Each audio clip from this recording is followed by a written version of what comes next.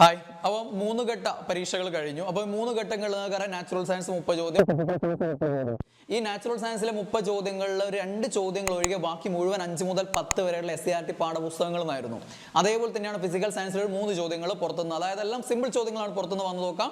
ബാക്കിയുള്ള മുഴുവൻ ചോദ്യങ്ങൾ എന്ത് തന്നെയാണ് SCERT 5 മുതൽ 10 വരെയുള്ള പാഠപുസ്തകങ്ങളാണ്. അതിൽ തന്നെ ചില ചാപ്റ്ററുകളിൽ നിന്ന് കൂടുതൽ ചോദ്യങ്ങൾ വന്നിട്ടുണ്ട്. ഇപ്പോൾ ഉദാഹരണം പറയുകയാണെങ്കിൽ 9ാം ക്ലാസ്സിലെ ആറ്റത്തിന്റെ ഘടന എന്നുള്ള ചാപ്റ്ററിൽ നിന്ന് 4 ചോദ്യങ്ങൾ ഈ 3 ഘട്ടങ്ങളിലായിട്ട് വന്നിട്ടുണ്ട്. അപ്പോൾ അങ്ങനെയുള്ള കുറേ ചാപ്റ്ററുകളുണ്ട്.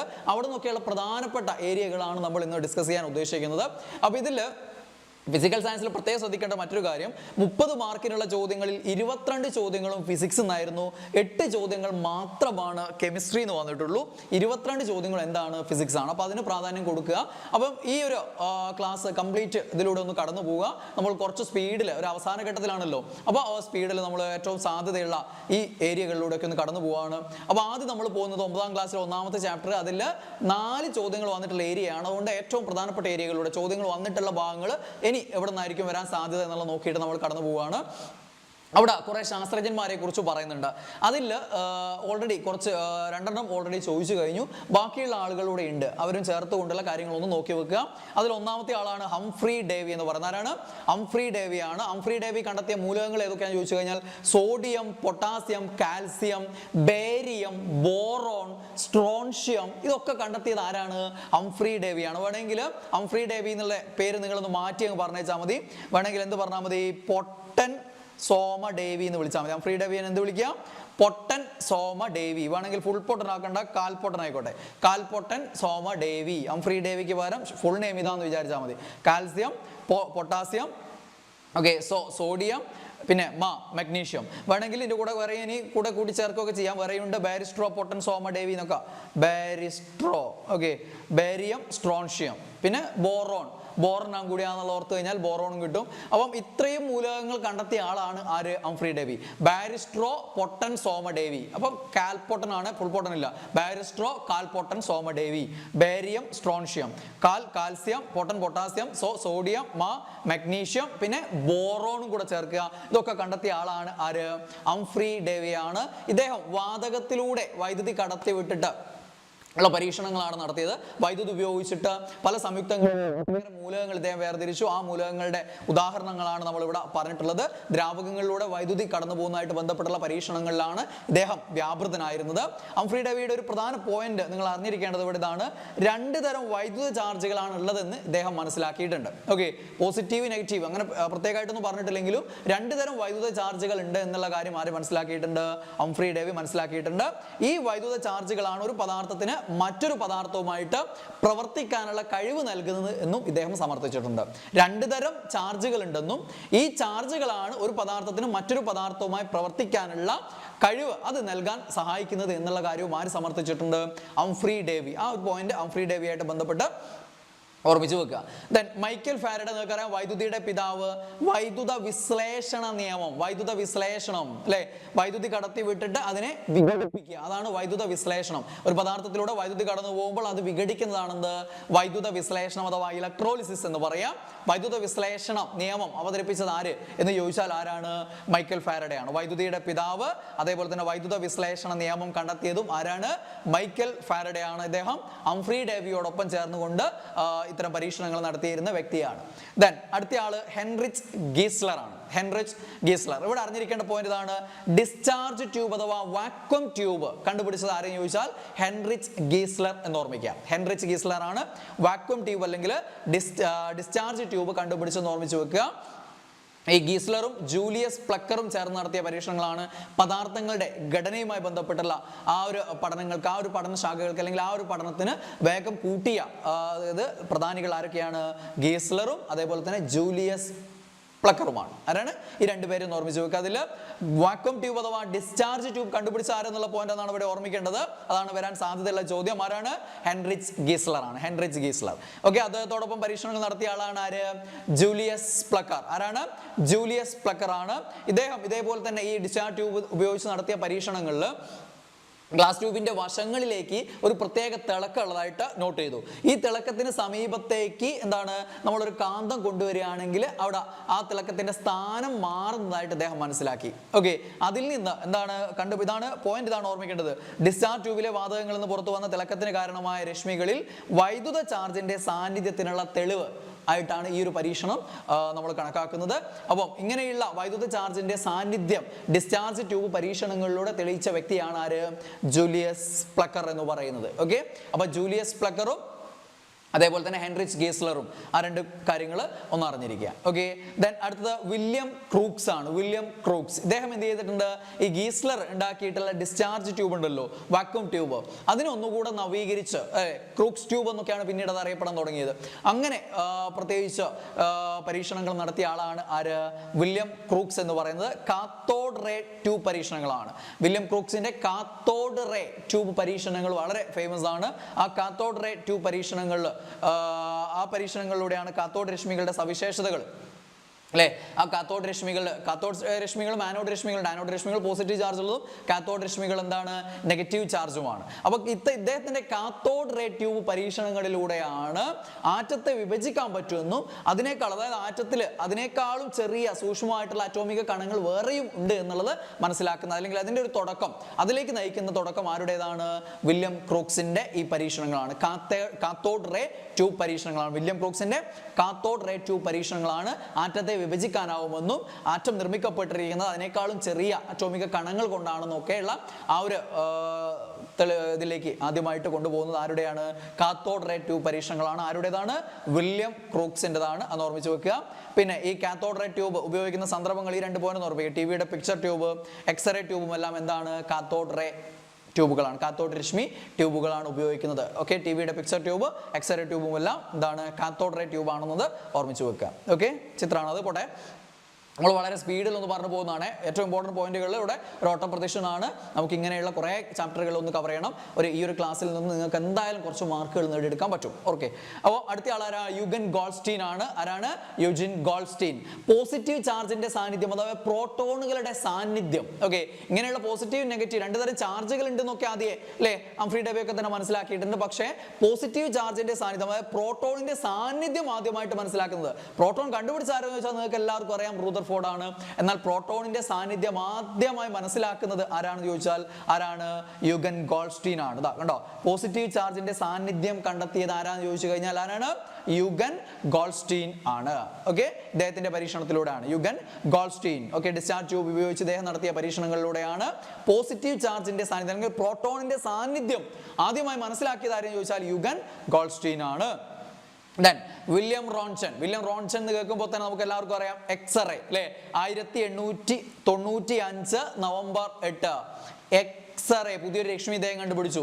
അറിയപ്പെടാത്ത പുതിയൊരു സാധനമല്ല, അതുകൊണ്ട് എക്സ്റേ അജ്ഞാതൻ എന്നുള്ള അർത്ഥത്തിൽ എക്സ്റേ എന്ന് കൊടുത്തു. പിന്നീട് ആ പേര് തന്നെ അതിന് പിൽക്കാലത്ത് സ്വീകരിക്കപ്പെടുകയും ചെയ്തു. അതാണ് സംഭവം. അപ്പൊ എക്സ്റേ കണ്ടുപിടിച്ചവരാണ് വില്യം റോൺസൺ ആണ്. 1895 നവംബർ 8 ഓർമ്മിച്ചു വെക്കുക. ഓക്കെ, ദെൻ അടുത്ത ആള് ജെ തോംസൺ ആണ്. ജെ തോംസൺ എന്ന് കേൾക്കുമ്പോൾ തന്നെ നമ്മളെ മനസ്സിലേക്ക് ആര് കടന്നു വരും? ഇലക്ട്രോൺ അല്ലെ. പോസിറ്റീവ് ചാർജിന്റെ സാന്നിധ്യം ആര് കണ്ടെത്തി? പോസിറ്റീവ് ചാർജ് ആയ പ്രോട്ടോണുകളുടെ സാന്നിധ്യം ആര് കണ്ടെത്തി? യുഗൻ ഗോൾസ്റ്റീൻ കണ്ടെത്തി. ദെൻ ഇലക്ട്രോണിന്റെ കണ്ടുപിടുത്താണ് അടുത്ത വരാൻ പോകുന്നത് ജെ തോംസൺ. ഇലക്ട്രോൺ കണ്ടുപിടിച്ചതാരാണ്? ജെ തോംസൺ ആണ്. നെഗറ്റീവ് ചാർജുള്ള കണങ്ങളായിട്ടുള്ള ആറ്റത്തിനേക്കാൾ സൂക്ഷ്മമായിട്ടുള്ള കണങ്ങളാണ്. ആറ്റത്തിന്റെ ഭാഗമായിട്ടുള്ള നെഗറ്റീവ് ചാർജ് ഉള്ള കണങ്ങൾ ഉണ്ടെന്ന് ആര് സമർത്ഥിച്ചു?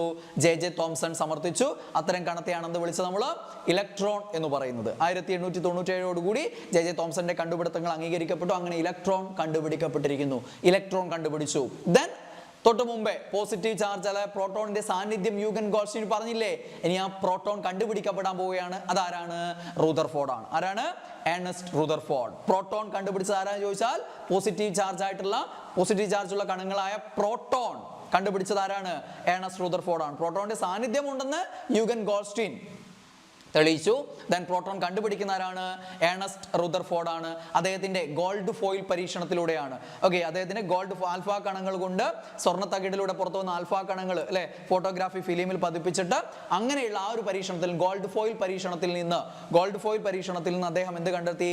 യെസ്, പ്രോട്ടോണുകളെ കണ്ടെത്തി. അതേപോലെ തന്നെ ഇത് ഈ ഒരു ഗോൾഡ് ഫോയിൽ പരീക്ഷണം വിശകലനം ചെയ്തിട്ട് ഈ ന്യൂക്ലിയസ് അല്ലെ, അതായത് ആറ്റത്തിന്റെ കേന്ദ്രഭാഗത്താണ് അതിൻ്റെ പ്രധാനമായിട്ടും എന്താണ് കേന്ദ്രീകരിക്കപ്പെട്ടിരിക്കുന്നത്. അതിന് ന്യൂക്ലിയസ് എന്ന പേര് കൊടുത്തിട്ട് ആറ്റത്തിൻ്റെ ന്യൂക്ലിയസ് കണ്ടുപിടിച്ചത് ആരാന്ന് ചോദിച്ചാലും ആരാണ്? റുദർഫോർഡ് ആണ്. അപ്പോൾ പ്രോട്ടോൺ കണ്ടുപിടിച്ചതും ന്യൂക്ലിയസ് കണ്ടുപിടിച്ചതും ഒക്കെ ആരാണ്? റുദർഫോർഡ് ആണ്. 1911 ആറ്റത്തിലെ പോസിറ്റീവ് ചാർജുള്ള കേന്ദ്രമായിട്ടുള്ള എന്തുണ്ട്? ന്യൂക്ലിയസ് ഉണ്ടെന്നുള്ളത് ശാസ്ത്രലോകം അംഗീകരിക്കുന്നത്. അപ്പോൾ ന്യൂക്ലിയസ് കണ്ടുപിടിച്ചതും പ്രോട്ടോൺ കണ്ടുപിടിച്ചതും ഏണസ്റ്റ് റുദർഫോർഡ് ആണെന്നുള്ളത് ഓർത്തു വെക്കുക. ഓക്കെ, ദെൻ പ്രോട്ടോണിന്റെ മാസ് ഒരു ഹൈഡ്രജൻ ആറ്റത്തിന്റെ മാസിന് തുല്യമാണെന്നും ആര് നിർണ്ണയിച്ചിട്ടുണ്ട്? ഇദ്ദേഹം നിർണ്ണയിച്ചിട്ടുണ്ട്. ഓക്കെ, യെസ്, അതായത് പ്രോട്ടോൺ അപ്പോൾ ഓൾറെഡി ഇലക്ട്രോൺ കണ്ടുപിടിച്ചല്ലോ ജെ തോംസൺ. അപ്പോൾ ഇലക്ട്രോണിന്റെ ചാർജിന് നേരെ വിപരീതമാണ് ആര്? പ്രോട്ടോൺ പോസിറ്റീവ് ചാർജ് ആണ്. ഓക്കെ, അപ്പോൾ ഇതിന്റെ ചാർജ് ഒരു ഇലക്ട്രോണിന്റെ ചാർജിന് നേരെ തുല്യവുമാണ് വിപരീതവുമാണ്. അതേപോലെ തന്നെ എന്താണ്? ഹൈഡ്രജൻ ആറ്റത്തിന്റെ മാസിന് തുല്യമാണ് പ്രോട്ടോണിന്റെ മാസ്. ഇതാര് മനസ്സിലാക്കി? റുദർഫോർഡ് മനസ്സിലാക്കി. അപ്പൊ ന്യൂക്ലിയസ് കണ്ടുപിടിച്ചു, പ്രോട്ടോൺ കണ്ടുപിടിച്ചു. ദെൻ പ്രോട്ടോൺ എന്ന് പറയുന്നത് പോസിറ്റീവ് ചാർജ് ആണ്, ഇലക്ട്രോണിന് തുല്യമായ അളവിൽ ചാർജ് ആണ്. പക്ഷേ എന്താണ്? അതിന്റെ നേരെ വിപരീതമായിട്ടുള്ള പോസിറ്റീവ് ചാർജ് ആണെന്നും ദെൻ ഒരു ഹൈഡ്രജൻ ആറ്റത്തിന്റെ മാസിന് തുല്യമായിട്ടുള്ള മാസ് ആണ് ഇതിനെന്നും ആര് കണ്ടുപിടിച്ചു? റുദർഫോർഡ് മനസ്സിലാക്കി എന്നുള്ളതാണ്. അപ്പൊ ഇത്രയും കാര്യങ്ങൾ ഏണസ്റ്റ് റുദർഫോർഡ്. ഓക്കെ, യെസ്, അദ്ദേഹം ഒരു കാര്യം കൂടെ പറഞ്ഞു. അതോടൊപ്പം ന്യൂക്ലിയസിൽ ചാർജ് ഇല്ലാത്ത ഒരു കണത്തിന്റെ സാന്നിധ്യം ഉണ്ടാകാമെന്ന് പ്രവചിച്ചു. ന്യൂട്രോൺ ഇദ്ദേഹം കണ്ടെത്തിയിട്ടില്ല, പ്രോട്ടോൺ കണ്ടെത്തി. ഓക്കെ, പ്രോട്ടോണിന്റെ സാന്നിധ്യം ആദ്യം ഗോൾസ്റ്റീൻ പറഞ്ഞു, പ്രോട്ടോണിനെ റുദർഫോർഡ് കണ്ടെത്തി. ഇദ്ദേഹം ഈ റുദർഫോർഡ് എന്ത് പറഞ്ഞിട്ടുണ്ട്? യെസ്, ചാർജ് ഇല്ലാത്തൊരു കണത്തിന്റെ സാന്നിധ്യം ഇദ്ദേഹം പ്രവചിക്കുകയും ചെയ്തിട്ടുണ്ട്. അപ്പൊ ന്യൂട്രോണിന്റെ സാന്നിധ്യം ആദ്യമായി പ്രവചിച്ചത് ആരെന്ന് ചോദിച്ചാൽ ജെയിംസ് ചാഡ്വിക്ക് പറഞ്ഞേക്കരുത്. ആരാണ്? ഏണസ്റ്റ് റുദർഫോർഡ് ആണ്. ദെൻ ന്യൂട്രോൺ കണ്ടുപിടിച്ചത് ആര് എന്ന് ചോദിച്ചു കഴിഞ്ഞാൽ ഇതാണ് ഗോൾഡ് ഫോയിൽ പരീക്ഷണം. ഓക്കെ, ഗോൾഡ് ഫോയിൽ പരീക്ഷണം ആരുടേതാണ്? റുദർഫോർഡ് ആണ്. ദെൻ ന്യൂട്രോൺ കണ്ടുപിടിച്ചത് ആരെന്ന് ചോദിച്ചാൽ ജെയിംസ് ചാഡ്വിക്ക് ആണ്, റുദർഫോർഡിന്റെ ശിഷ്യനാണ്. ഓക്കെ, അദ്ദേഹത്തിന്റെ കൂടെ പരീക്ഷണങ്ങളിലൊക്കെ ഏർപ്പെട്ടിരുന്ന വ്യക്തിയാണ്. പിന്നീട് എന്ത് കണ്ടുപിടിക്കുന്നത്? ന്യൂട്രോൺ കണ്ടുപിടിക്കുന്നത്. ആറ്റത്തിന്റെ ന്യൂക്ലിയസിൽ ചാർജ് ഇല്ലാത്തതും എന്നാൽ പ്രോട്ടോണിനോളം മാസ് ഉള്ളതുമായിട്ടുള്ള ന്യൂട്രോൺ ഉണ്ടെന്ന് കണ്ടെത്തുന്നത് ആരാണ്? ജെയിംസ് ചാഡ്വിക്ക് ആണെന്ന് ഓർത്തു വെക്കുക. അപ്പൊ ഇലക്ട്രോൺ, ന്യൂട്രോൺ, പ്രോട്ടോൺ ഇതിന്റെ കണ്ടുപിടുത്തങ്ങളുമായിട്ട് ബന്ധപ്പെട്ട് ആറ്റത്തിലെ മൗലിക കണങ്ങളുമായി ബന്ധപ്പെട്ട് പഠിച്ചിരിക്കേണ്ട ആളുകളാണ്, ശാസ്ത്രജ്ഞന്മാരാണ്. ദെൻ അറ്റോമിക സിദ്ധാന്തം അവതരിപ്പിച്ചത് ആര്? ആദ്യ അറ്റോമിക സിദ്ധാന്തം, ആധുനിക കാലത്തെ ആദ്യ അറ്റോമിക സിദ്ധാന്തം അവതരിപ്പിച്ചത് ആര് എന്ന് ചോദിച്ചാൽ ജോൺ ഡാൾട്ടൺ ആണ്. ഓക്കെ, ആരാണ്? ജോൺ ഡാൾട്ടൺ ആണ് ആദ്യ അറ്റോമിക സിദ്ധാന്തം അവതരിപ്പിക്കുന്നത്. ആറ്റത്തിന്റെ പ്ലം പുഡിംഗ് മാതൃക അവതരിപ്പിച്ചത് ആരെന്ന് ചോദിച്ചാൽ ആരാണ്? ജെ തോംസൺ ആണ്. ആറ്റത്തിന്റെ സൗരയൂഥ മാതൃക അവതരിപ്പിച്ചത് ആരെന്ന് ചോദിച്ചാൽ റുദർഫോർഡ് ആണ്. ആറ്റത്തിന്റെ സൗരയൂഥ മാതൃക റുദർഫോർഡ് ആണ്. ദെൻ ആധുനിക ആറ്റം മാതൃക നീൽസ് ബോർ ആണ്. ആധുനിക ആറ്റം മാതൃക പൊതുവെ അംഗീകരിക്കപ്പെട്ട റുദർഫോർഡിന്റെ മാതൃകയെ കുറച്ചുകൂടെ പരിഷ്കരിച്ചിട്ട് വന്നിട്ടുള്ള നീൽസ് ബോറിന്റെ മാതൃകയാണ്. ആധുനിക ആറ്റം മാതൃക എന്നറിയപ്പെടുന്നത് നീൽസ് ബോർ അവതരിപ്പിച്ച മാതൃകയാണ്. അപ്പൊ ഇത്രയും കാര്യങ്ങൾ ഈ ആളുകളൊക്കെ ഇവിടെ ഒന്ന് അറിഞ്ഞിരിക്കുക, അത് വളരെ ഇമ്പോർട്ടന്റ് ആണ്.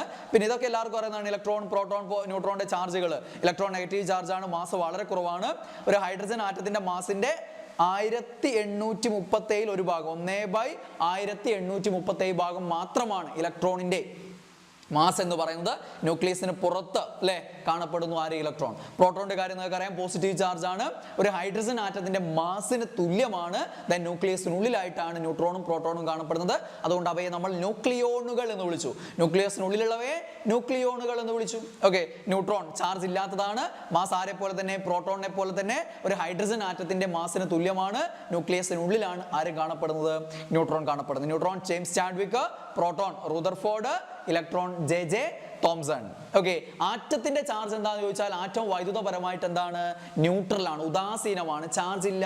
കാരണം ആറ്റത്തിന്റെ ന്യൂക്ലിയസിനുള്ളിൽ ന്യൂട്രോണും പ്രോട്ടോണും, ന്യൂട്രോൺ ചാർജ് ഇല്ല, പ്രോട്ടോൺ പോസിറ്റീവ് ചാർജ്. അപ്പൊ ന്യൂക്ലിയസിന്റെ ചാർജ് എന്താണെന്ന് ചോദിച്ചാൽ പോസിറ്റീവ് ചാർജ് ആണ്. പുറത്ത് ഷെല്ലുകളിൽ ആരുണ്ട്? ഇലക്ട്രോൺ. ഇലക്ട്രോണിന്റെ ചാർജ് എന്താ?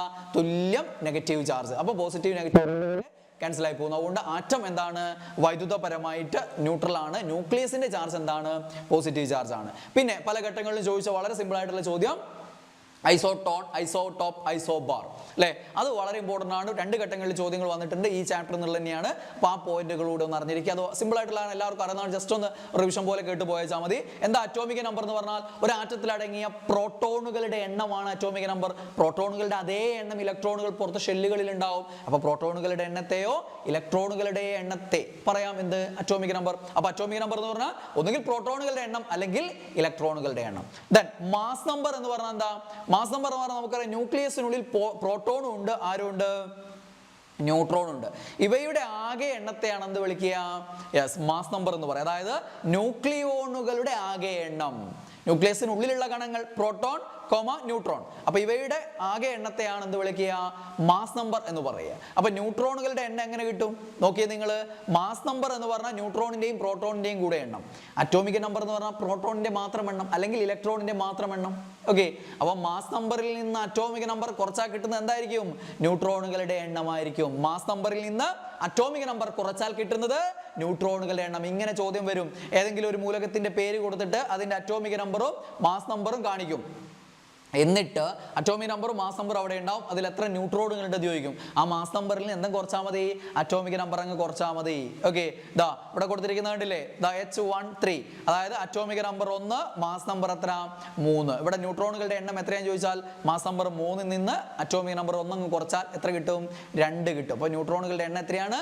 2. ആ രീതിയിൽ ന്യൂട്രോണുകളുടെ എണ്ണം കാണിക്കാം, കണ്ടുപിടിക്കാം. ഇവിടെ ഇടതുഭാഗത്ത് മുകളിലുള്ളത് മാസ് നമ്പറും താഴെയുള്ളത് അറ്റോമിക് നമ്പറും ആയിരിക്കും. ആ മുകളിലുള്ള മാസ് നമ്പറിൽ നിന്ന് അറ്റോമിക് നമ്പർ കുറച്ചാൽ കിട്ടുന്നത് ന്യൂട്രോണുകളുടെ എണ്ണം. ഇവിടെ താഴെ കൊടുത്തിരിക്കുന്ന നമ്പർ എന്താ? Atomic number. അപ്പൊ അത് പ്രോട്ടോണിന്റെ എണ്ണം. അപ്പൊ ഒരു പ്രോട്ടോൺ അല്ലെങ്കിൽ അതേപോലെ തന്നെ ആയിരിക്കും ഇലക്ട്രോൺ, ഒരു ഇലക്ട്രോൺ. ഓക്കെ, ദെൻ 3 എന്തുണ്ട്? Mass number. അപ്പൊ മാസ് നമ്പർ 3 എന്ന് പറഞ്ഞാൽ ന്യൂട്രോണും പ്രോട്ടോണും കൂടി എത്ര? 3. ഇലക്ട്രോൺ 1, പ്രോട്ടോൺ 1 അല്ലേ? ഇതാ ഇവിടെ മാസ് നമ്പർ 3 എന്ന് പറയുമ്പോൾ എന്താ? പ്രോട്ടോണും ന്യൂട്രോണും കൂടെ 3 ആണ്. അത് പ്രോട്ടോണിന്റെ എണ്ണം 1 നമുക്കറിയാം. അപ്പൊ എത്രയായിരിക്കും? Neutron 2 neutron. ഓക്കെ, അപ്പൊ 2 ന്യൂട്രോൺ ഉണ്ട്, ഒരു പ്രോട്ടോൺ ഉണ്ട്. പ്രോട്ടോൺ 1 ആണെങ്കിൽ ഇലക്ട്രോൺ എത്ര തന്നെയായിരിക്കും? 1 ആയിരിക്കും. അതാണ് ആരുടെ കാര്യം? ട്രിഷ്യത്തിന്റെ കാര്യം. ഹൈഡ്രജന്റെ 3 ഐസോടോപ്പുകളാണ് പ്രൊട്ടിയം, ഡ്യൂട്ടീരിയം, ട്രിഷ്യം. അപ്പൊ ഇതിൽ ഓരോന്നിലും എത്ര പ്രോട്ടോൺ ഉണ്ട്, എത്ര ഇലക്ട്രോൺ ഉണ്ട്, എത്ര ന്യൂട്രോൺ ഉണ്ട് എന്ന് ചോദിച്ചേക്കാം. അറിയാലോ, കിട്ടുമല്ലോ അല്ലേ? എല്ലാത്തിന്റെയും അറ്റോമിക് നമ്പർ 1 അല്ലേ? അപ്പൊ പ്രോട്ടോണിന്റെ എണ്ണം 1, ഇലക്ട്രോണിന്റെ എണ്ണം 1. പിന്നെ ന്യൂട്രോണിന്റെ എണ്ണമാണ് എന്തിലുണ്ടാവുക? ഇവിടെ വ്യത്യാസം വരുന്നത് അല്ലേ? ഇവിടെ ഒരു ന്യൂട്രോൺ, ഇവിടെ എത്രയാണ്? ഇവിടെ ന്യൂട്രോൺ ഉണ്ടോ? ഇല്ല. പ്രോട്ടോണും ന്യൂട്രോണും കൂടെ 1 ഉള്ളൂ. മാസ് നമ്പർ 1 അല്ലേ ഉള്ളൂ. അതിലൊരു പ്രോട്ടോൺ അല്ലേ? അപ്പൊ മാസ് നമ്പർ 1 എന്ന് പറയുമ്പോൾ 1 കുറച്ചാൽ 0 അല്ലേ? അപ്പൊ ന്യൂട്രോണിന്റെ എണ്ണം 0. ന്യൂട്രോൺ ഇല്ല. ന്യൂട്രോൺ ഇല്ലാത്ത ഹൈഡ്രജൻ ഐസോടോപ്പ് ഏതെന്ന് ചോദിച്ചാൽ പ്രൊട്ടിയമാണ്. ഇവിടെ ഒരു ന്യൂട്രോൺ. ഇവിടെ എത്ര ന്യൂട്രോൺ? 2 ന്യൂട്രോൺ. അപ്പം എന്താണ്? ഹൈഡ്രജന്റെ ഐസോടോപ്പുകളാണ് പ്രൊട്ടിയം, ഡ്യൂട്ടീരിയം, ട്രിഷ്യം എന്നിവ. ചോദ്യം വളരെ ഇമ്പോർട്ടൻ്റ് ആണ്, ചോദിക്കാറുണ്ട്. പ്രൊട്ടിയം, ഡ്യൂട്ടീരിയം, ട്രിഷ്യം അത് ഹൈഡ്രജന്റെ ഐസോടോപ്പുകളാണ്. അപ്പോൾ ഐസോടോപ്പുകൾ എന്ന് പറയുന്നത് എന്താ? ഒരേ അറ്റോമിക് നമ്പറും വ്യത്യസ്ത മാസ് നമ്പറും. അറ്റോമിക് നമ്പർ എല്ലാം 1 തന്നെ. മാസ് നമ്പർ കണ്ടില്ല ഇവിടെ? 1, 2, 3. അപ്പോൾ ഒരേ അറ്റോമിക് നമ്പറും വ്യത്യസ്ത മാസ് നമ്പറുമുള്ള ഒരേ മൂലകത്തിന്റെ തന്നെ, ഒരു മൂലകത്തിന്റെ തന്നെ വ്യത്യസ്ത ആറ്റങ്ങളാണ്. ഒരു മൂലകത്തിന്റെ തന്നെ വ്യത്യസ്ത അറ്റോമിക് നമ്പർ സെയിം അല്ലേ? അപ്പൊ പിന്നെന്തായിരിക്കും? ഒരു മൂലകം തന്നെയായിരിക്കും. അപ്പോൾ ഒരു മൂലകത്തിന്റെ തന്നെ വിവിധ ആറ്റങ്ങളാണെന്ത്? ഐസോടോപ്പുകൾ എന്ന് പറയുന്നത്. അപ്പോൾ ഹൈഡ്രജന്റെ 3 ഐസോടോപ്പുകളാണ് ഈ കൊടുത്തിരിക്കുന്നത്. ദെൻ കാർബണിന്റെ ഐസോടോപ്പുകൾ എടുത്തിട്ടില്ലേ? Carbon 12, carbon 13, carbon 14. Carbon 12 atomic number കാർബണിന്റെ 6 തന്നെ, 6 atomic number 6. Then 12 mass number, ഇവിടെ 13 മാസ് നമ്പർ, ഇവിടെ 14 മാസ് നമ്പർ. ഓക്കെ, ഇതിൽ കാർബൺ 14 റേഡിയോ കാർബൺ. ഫോസിലുകളുടെ കാലപ്പഴക്കം നിർണ്ണയിക്കാൻ കാർബൺ ഡേറ്റിംഗിന് ഉപയോഗിക്കുന്നത് ഏതാണെന്ന് ചോദിച്ചാൽ കാർബൺ 14 ആണ്, കാർബൺ 14 ആണ്. അതാണ് റേഡിയോ കാർബൺ എന്നറിയപ്പെടുന്നത്. ഫോസിലുകളുടെ കാലപ്പഴക്കം നിർണ്ണയിക്കാൻ അല്ലെങ്കിൽ കാർബൺ ഡേറ്റിംഗിന് ഉപയോഗിക്കുന്നുണ്ട്. ദെൻ അതേപോലെ ഹൈഡ്രജന്റെ ഐസോടോപ്പ് ആയിട്ടുള്ള ഡ്യൂട്ടീരിയം ആണവ നിലയങ്ങളിൽ ഉപയോഗിക്കുന്നുണ്ട്. ഡ്യൂട്ടീരിയം, ഘനജലം. ഘനജലം എന്ന് പറഞ്ഞാൽ എന്താ? ഡൈ ഡ്യൂട്ടീരിയം ഓക്സൈഡ് ആണ്, അല്ലെങ്കിൽ സിംപ്ലി പറയുമ്പോൾ deuterium oxide. Di deuterium oxide ആണെന്ത്? ഘനജലം. ഘനജലം, ഗ്രാഫൈറ്റ്, ഘനജലം എന്നിവ ആണവ റിയാക്ടറുകളിൽ മോഡറേറ്ററായി ഉപയോഗിക്കുന്നു എന്ന് പഠിച്ചിട്ടില്ലേ? യെസ്. അതേപോലെ കാർബൺ 14 റേഡിയോ കാർബൺ എന്തിനു ഉപയോഗിക്കുന്നു? കാർബൺ ഡേറ്റിംഗിന് ഉപയോഗിക്കുന്നു. ഫോസിലുകളുടെ കാലപ്പഴക്കം നിർണ്ണയിക്കാൻ ഉപയോഗിക്കുന്നു. ദെൻ ഫോസ്ഫറസിന്റെ ഐസോടോപ്പ് ആയിട്ടുള്ള ഫോസ്ഫറസ് 31 ഓർത്തു വെക്കണേ. ഫോസ്ഫറസ് 31 സസ്യങ്ങളിലെ പദാർത്ഥ വിനിമയം തിരിച്ചറിയാനുള്ള ട്രേസർ ആയിട്ട് ഉപയോഗിക്കുന്നുണ്ട്.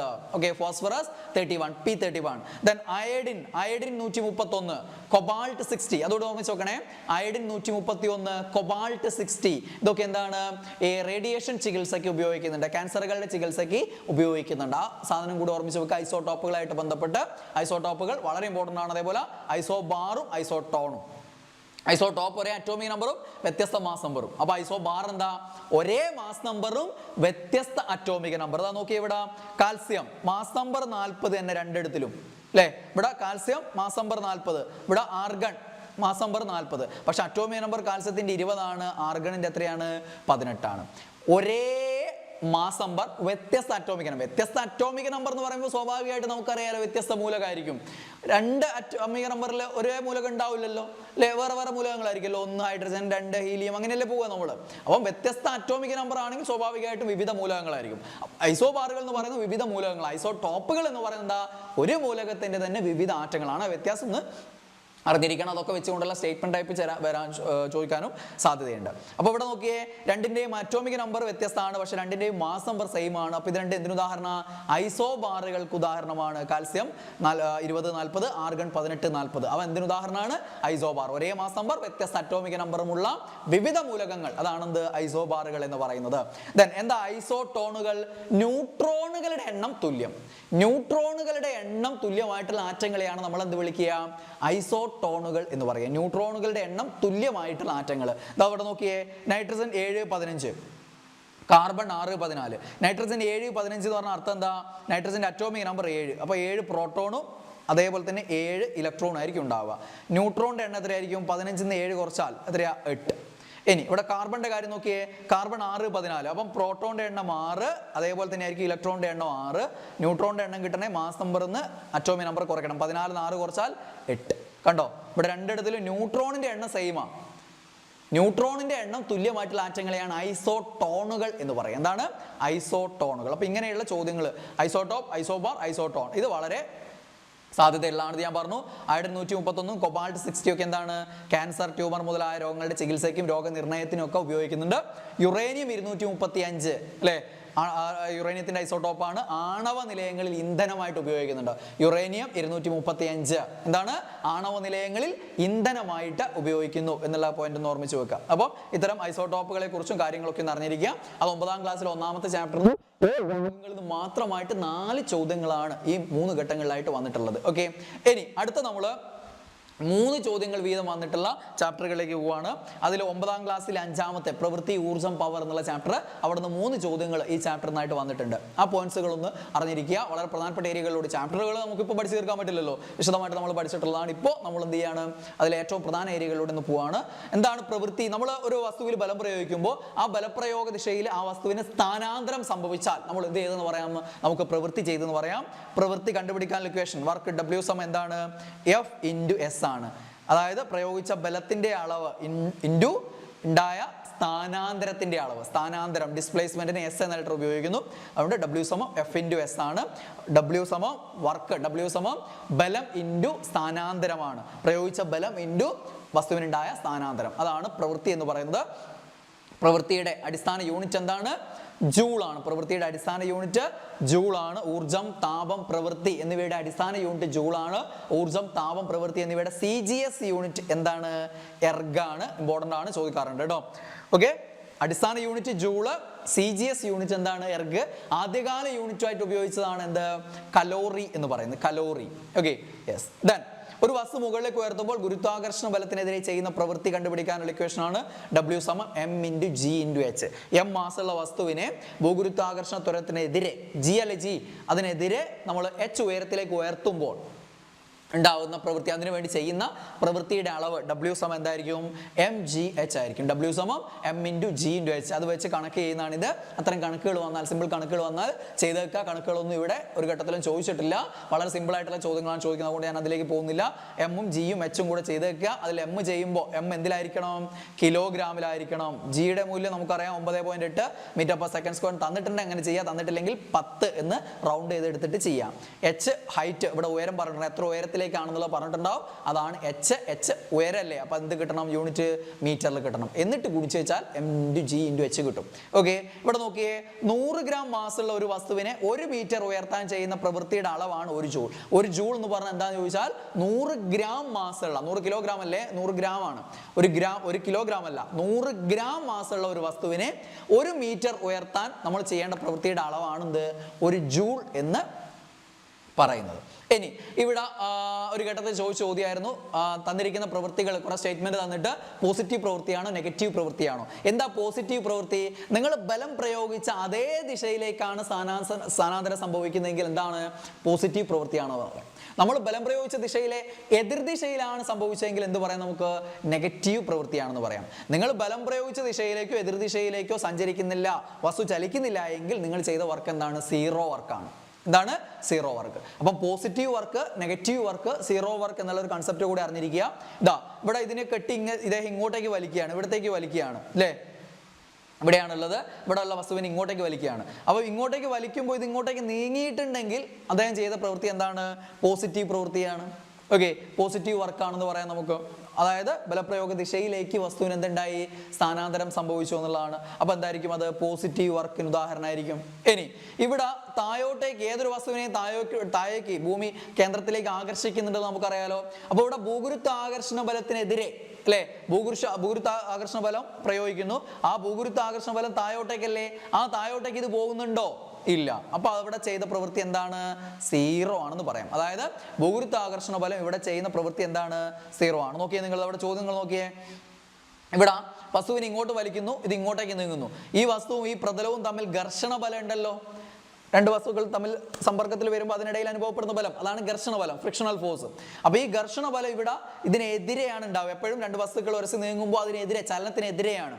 അപ്പൊ ഇങ്ങോട്ടേക്ക് ഇത് വലിക്കുമ്പോൾ ഈ എതിർ ദിശയിലേക്കാണ് ഘർഷണ ബലം. അപ്പൊ ഘർഷണ ബലത്തിനെതിരെയാണ് ഇവിടെ പ്രവൃത്തി ചെയ്യുന്നത് അല്ലെ. അപ്പോൾ ഇവിടെ ചോദ്യം നോക്കിയേ, ഘർഷണ ബലം ചെയ്ത പ്രവൃത്തി എന്തായിരിക്കും? ഇവിടെ ഘർഷണ ബലം ചെയ്ത പ്രവൃത്തി, ഘർഷണ ബലം ഇങ്ങോട്ടേക്കാണ് വലിക്കുന്നത്, പക്ഷെ പോകുന്നത് ഇങ്ങോട്ടേക്കാ. അപ്പൊ ഘർഷണ ബലം ചെയ്ത പ്രവൃത്തി ഇവിടെ എന്തായിരിക്കും? നെഗറ്റീവ് ആയിരിക്കും. ഇയാൾ ചെയ്ത പ്രവൃത്തി എന്തായിരിക്കും? ഇവിടെ പോസിറ്റീവ് ആയിരിക്കും. ഇവിടെ ഭൂഗുരുത്വാകർഷണ ബലം ചെയ്ത പ്രവൃത്തി എന്തായിരിക്കും? സീറോ ആയിരിക്കും. അപ്പൊ ഇങ്ങനെ ഈ ഒരു കൺസെപ്റ്റ് വെച്ചിട്ട് ഇതിനെ നോക്കി കാണാനും, ചോദ്യത്തിൽ ഏതെങ്കിലുമൊക്കെ വരുമ്പോൾ പോസിറ്റീവ് പ്രവൃത്തിയാണോ നെഗറ്റീവ് പ്രവൃത്തിയാണോ സീറോ പ്രവൃത്തിയാണോ ഉള്ളതെന്നുള്ളത് ആൻസർ ചെയ്യാനും പറ്റണേ. അങ്ങനെയുള്ള ചോദ്യങ്ങൾ പ്രതീക്ഷിക്കാം. Okay, yes. അപ്പം ആ ഒരു കാര്യങ്ങളാണ് അവിടെ. അപ്പോൾ പ്രവൃത്തി ഗുരുത്വാകർഷണ ബലം താഴോട്ടേക്കാണ് അതിൻ്റെ ദിശ, ആ വലിവുണ്ട്, പക്ഷെ എന്താണ്? വസ്തു പോകുന്നത് ഇങ്ങോട്ടേക്കാണ്, താഴോട്ട് വരുന്നില്ല. അപ്പോൾ സീറോ വർക്കാണ് എന്നുള്ള കാര്യം അറിയാം. സ്ഥാനാന്തരം സീറോ ആയതുകൊണ്ടാണ്. W=F×S അല്ലേ.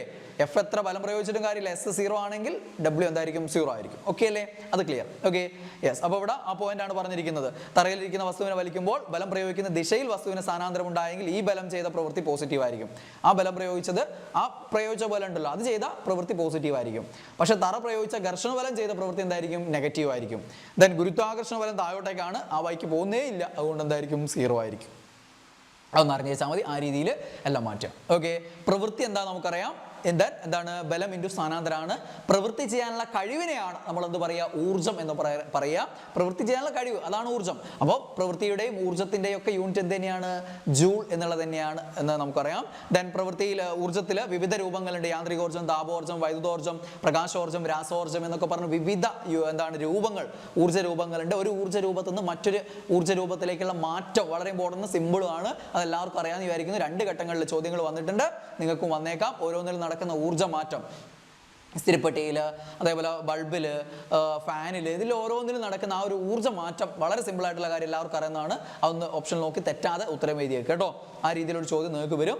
ദെൻ ഇവിടെ യാന്ത്രികോർജ്ജം, മെക്കാനിക്കൽ എനർജിക്ക് 2 രൂപങ്ങളാണ്, ഗതികോർജ്ജവും സ്ഥിതികോർജ്ജവും. ഒരു വസ്തുവിന് അതിൻ്റെ സ്ഥാനം കൊണ്ട് അല്ലെങ്കിൽ അതിൻ്റെ സ്ഥിതി കൊണ്ട് ലഭ്യമാകുന്ന ഊർജ്ജമാണ് സ്ഥിതികോർജ്ജം അഥവാ പൊട്ടൻഷ്യൽ എനർജി എന്ന് പറയുന്നത്. കണ്ടുപിടിക്കാനുള്ള ഇക്വേഷൻ mgh ആണ്, m×g×h അല്ലേ. ദെൻ ഒരു വസ്തുവിന് അതിന്റെ ഗതി കൊണ്ട്, ഗതി മീൻസ് ചലനം, ചലനം കൊണ്ട് ലഭ്യമാകുന്ന ഊർജ്ജമാണ് ഗതികോർജ്ജം അഥവാ കൈനറ്റിക് എനർജി. കൈനറ്റിക് എനർജി കണ്ടുപിടിക്കാനുള്ള ഇക്വേഷൻ ½ ആണ്, m×v² ആണ്. ഇതാണ് കൈനറ്റിക് എനർജി കണ്ടുപിടിക്കാൻ. ഇവിടെ ചോദ്യം വരും, മാസ് m ആണ്, v വെലോസിറ്റി പ്രവേഗമാണ്. മാസ് ഇരട്ടിയാക്കിയാൽ ഗതികോർജ്ജം എത്രയാവും? പ്രവേഗം ഇരട്ടിയാക്കിയാൽ ഗതികോർജ്ജം എത്രയാവും? മാസ് പകുതിയാക്കിയാൽ ഗതികോർജ്ജം എത്രയാവും? പ്രവേഗം പകുതിയാക്കിയാൽ ഗതികോർജ്ജം എത്രയാവും? ഇങ്ങനെയൊക്കെ ചോദ്യങ്ങൾ വരും. അത് അതിനനുസരിച്ച് ആൻസർ ചെയ്യാൻ പറ്റുമല്ലോ. ഇതാ ഇവിടെ half into M into V square. M മാത്രമേ ഉള്ളൂ ഇവിടെ, പക്ഷെ ഇവിടെ വി സ്ക്വയർ ആണ് അല്ലേ. ഇവിടെ നോക്കിയേ, എം 1 ആണെങ്കിൽ എത്രയാ? Half into 1 into V square. Okay, എത്രയോ ആയിക്കോട്ടെ, ആ സംഖ്യ കിട്ടുന്നു. പക്ഷെ മാസ് ഇരട്ടിയാക്കുക, 1ന്റെ ഇരട്ടിയാക്കുക 2 അല്ലേ.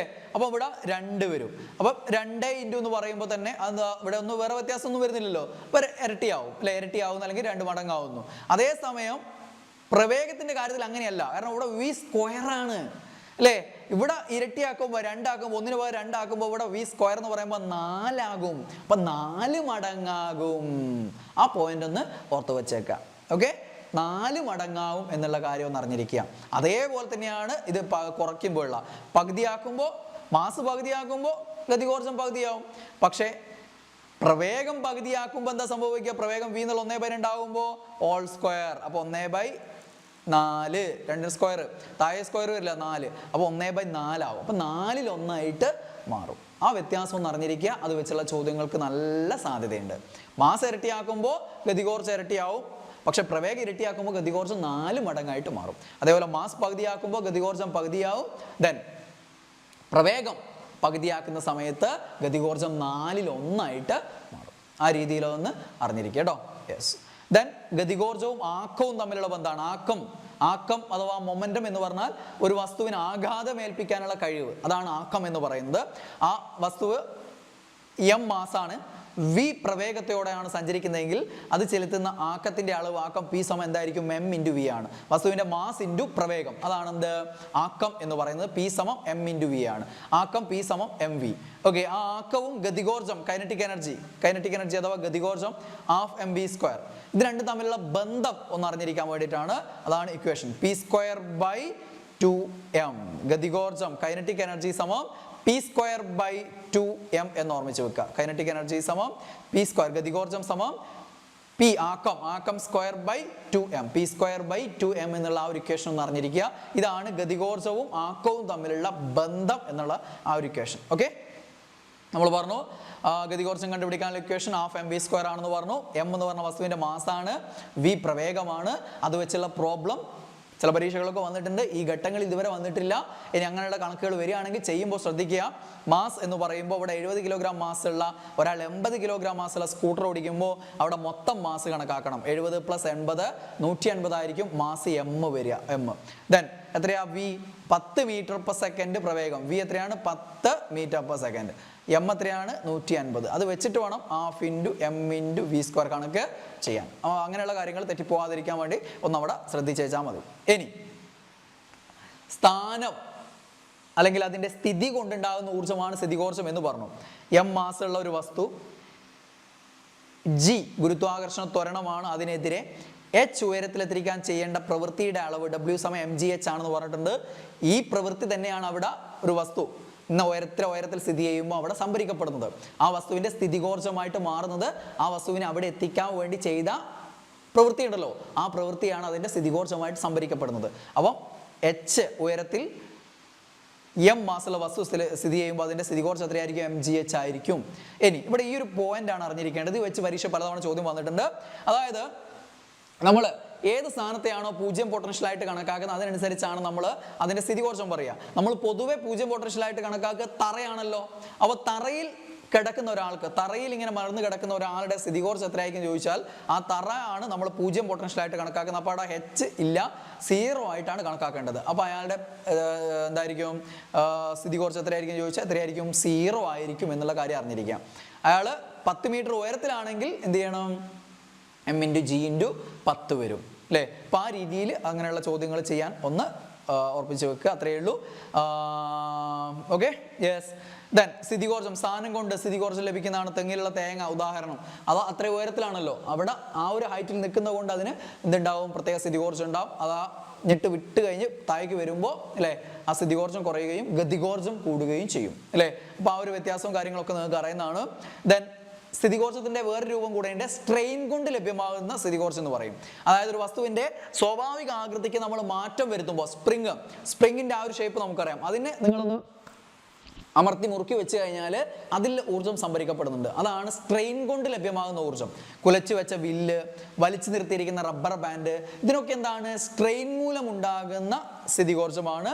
സ്ട്രെയിൻ കൊണ്ടുണ്ടാകുന്ന സ്ഥിതികോർജ്ജത്തിന് ഉദാഹരണങ്ങളാണെന്നുള്ളത് ഓർത്ത് വെച്ചിരിക്കുക. അതിന്റെ സ്വാഭാവിക ആകൃതിക്ക് മാറ്റം വരുത്തുന്നത് കൊണ്ടുണ്ടാകുന്ന അവിടെ സംഭരിക്കപ്പെടുന്ന സ്ഥിതികോർജ്ജമാണ് സ്ട്രെയിൻ മൂലം ഉണ്ടാകുന്ന സ്ഥിതികോർജ്ജം എന്ന് പറയുന്നത്. ഓക്കെ, ആ ഒരു പോയിന്റ് കൂടെ അവിടെ അറിഞ്ഞിരിക്കുക. ദെൻ ഞാൻ പറഞ്ഞതാണ് ഊർജ്ജമാറ്റം. ഊർജ്ജ സംരക്ഷണ നിയമം നമുക്കറിയാം അല്ലേ? എന്താണ്? മൊത്തത്തിലുള്ള ഊർജ്ജം സംഭരിക്കപ്പെടുന്നു അല്ലെങ്കിൽ അതിന് മാറ്റം ഉണ്ടാവുന്നില്ല എന്നുള്ളതാണ് അല്ലേ? ഊർജ്ജം നിർമ്മിക്കുകയോ നശിപ്പിക്കാനോ സാധ്യമല്ല. അതെന്താണ്? ഒരു രൂപത്തിൽ നിന്ന് മറ്റു രൂപത്തിലേക്ക് മാറ്റാൻ മാത്രമേ സാധിക്കുള്ളൂ എന്നുള്ളതാണ് ഊർജ്ജ സംരക്ഷണ നിയമം എന്ന് പറയുന്നത്. ഇവിടെ നടക്കുന്ന ഊർജ്ജമാറ്റം ഇത് മാത്രമല്ല, വേറെയും ഏത് വന്നു കഴിഞ്ഞാൽ നിങ്ങൾക്ക് ചോദിച്ചാൽ ആൻസർ ചെയ്യാൻ പറ്റണം.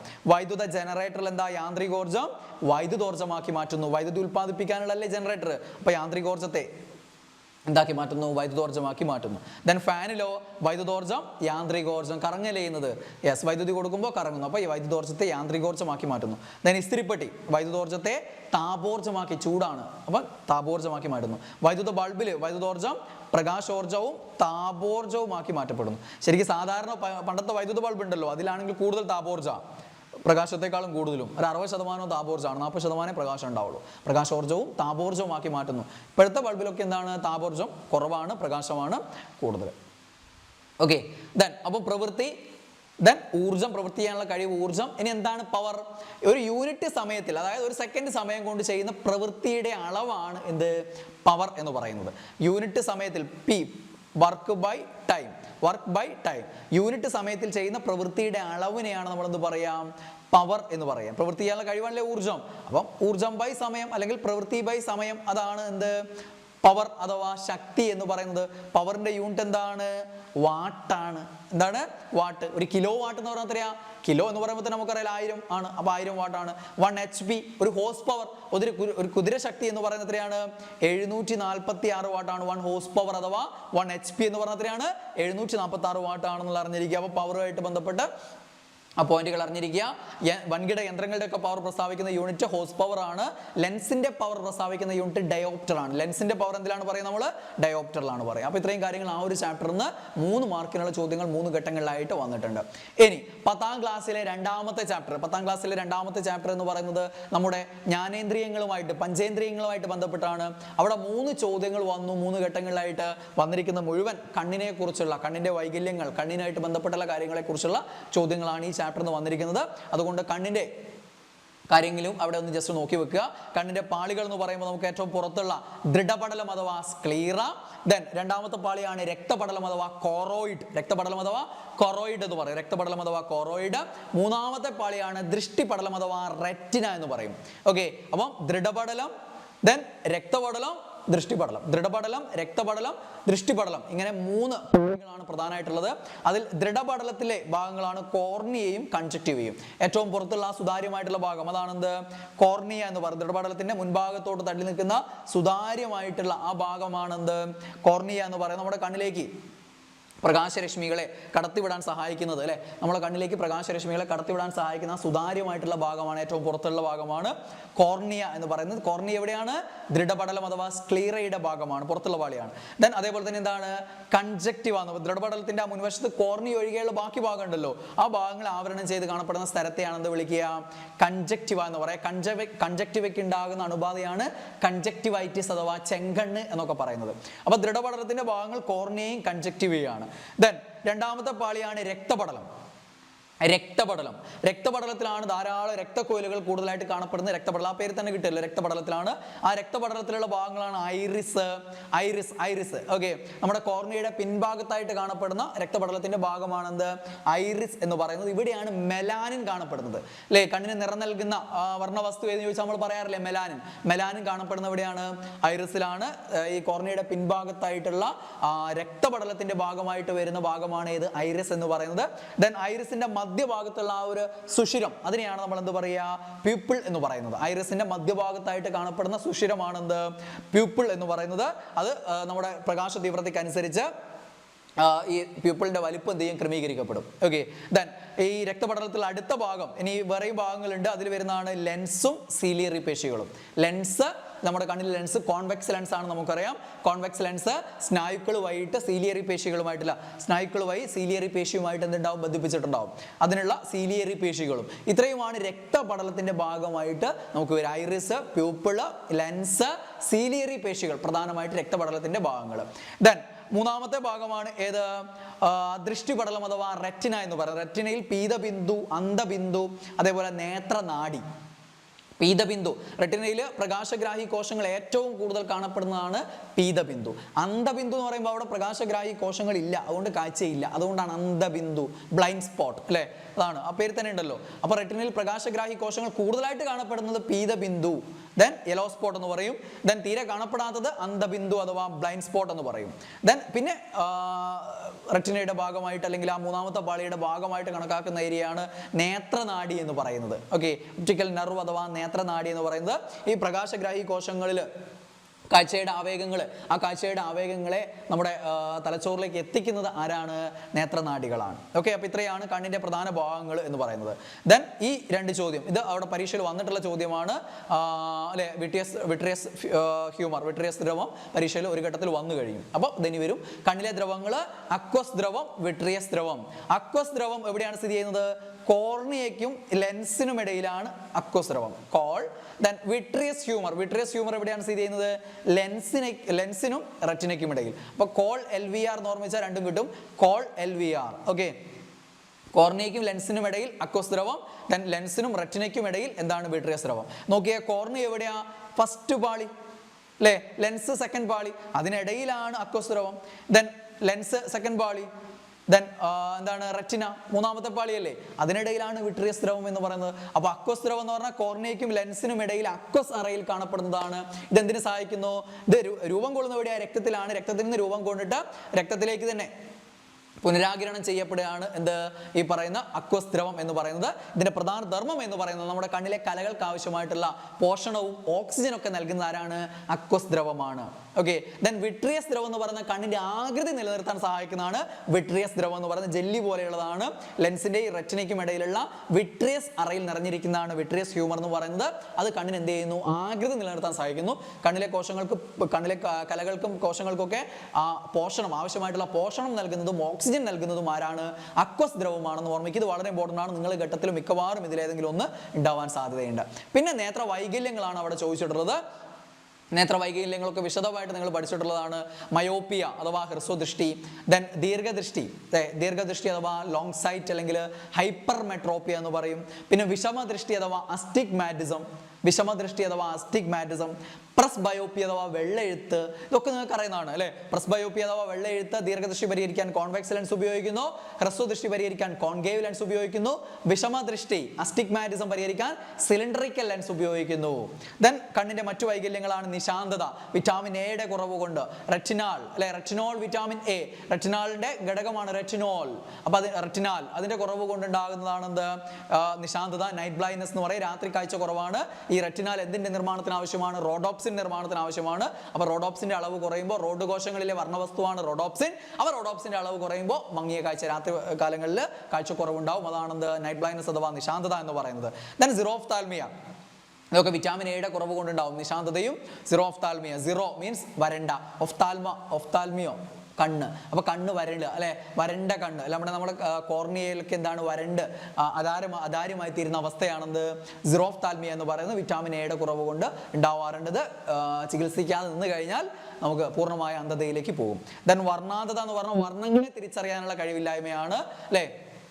പ്രത്യേകിച്ചും ചുവപ്പും പച്ചയും തമ്മിൽ വേർതിരിച്ചറിയാൻ പറ്റാത്ത റെഡ് ഗ്രീൻ കളർ ബ്ലൈൻഡ്നെസ് ആണ് ഏറ്റവും കൂടുതലായിട്ട് കാണപ്പെടുന്നത്. വർണ്ണാന്തത ഡാൾട്ടണിസം എന്നറിയപ്പെടും.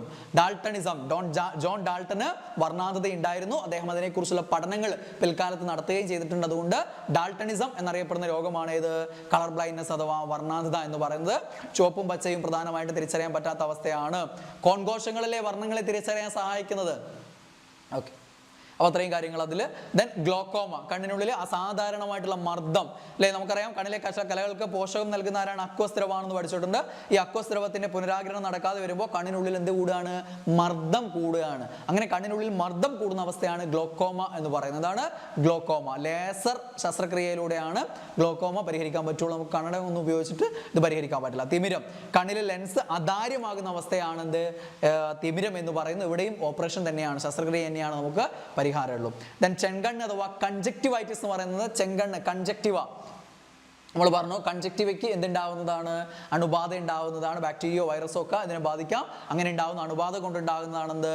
ചെങ്കണ്ണ് എന്ന് പറയുന്നത്. പിങ്ക് ഐ എന്നൊക്കെ വിളിക്കും കേട്ടോ. ചെങ്കണ്ണ്, പിങ്ക് ഐ, റെഡ് ഐ എന്നൊക്കെ വിളിക്കാം. എന്താണ്?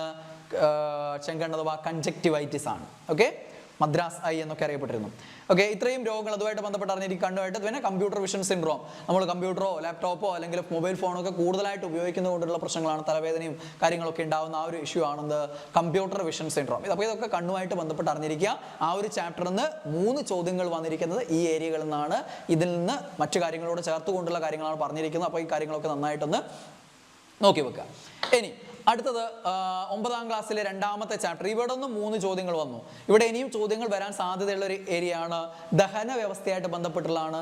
ദഹനം, വായിലെ പല്ല് മുതൽ അങ്ങോട്ടേക്ക് ദഹന വ്യവസ്ഥയായിട്ട് ബന്ധപ്പെട്ടുള്ള ഏതെങ്കിലും ഭാഗങ്ങളിൽ ചോദ്യങ്ങൾ ഉണ്ടാവും. കാരണം ആരോഗ്യക്ഷേമ പ്രവർത്തനങ്ങളെ കുറിച്ച് സ്കീമുകൾ അല്ലെങ്കിൽ കൂടുതലും വരുന്നത് ഇവിടെ നിന്നാണ്. അതേപോലെ തന്നെ എന്താണ്? മനുഷ്യ ശരീരമായിട്ട് ബന്ധപ്പെട്ട് ഇമ്പോർട്ടൻ്റ് ആണ്. അതുകൊണ്ട് ചോദ്യങ്ങളുടെ കലവറയായിട്ട് മാറുന്നൊരു ഏരിയ ആണ്. 3 മാർക്കിന് ഈ 3 ഘട്ടങ്ങളിലായിട്ട് ചോദിച്ചിട്ടുണ്ട്. ഓക്കെ, അപ്പോൾ അവിടെ ഏറ്റവും ഇമ്പോർട്ടൻ്റ് ആയിട്ടുള്ള ഏരിയകളൊന്ന് ഓടിച്ചു പോയേക്കാം. അപ്പം പല്ലിൻ്റെ ഘടന ഇവിടെ കൊടുത്തിട്ടുണ്ട്. പല്ലിൻ്റെ ഘടന എന്ന് പറയുമ്പോൾ ഏറ്റവും പുറത്ത് കാണപ്പെടുന്ന ദന്തമകുടം, പുറത്ത് കാണപ്പെടുന്ന ആ ഭാഗം. പിന്നെ ദന്തഗളം, ഗളം എന്ന് പറഞ്ഞാൽ കഴുത്തല്ലേ. മകുടം എന്ന് പറഞ്ഞാൽ കിരീടം, പുറത്ത് വെക്കുന്നത്.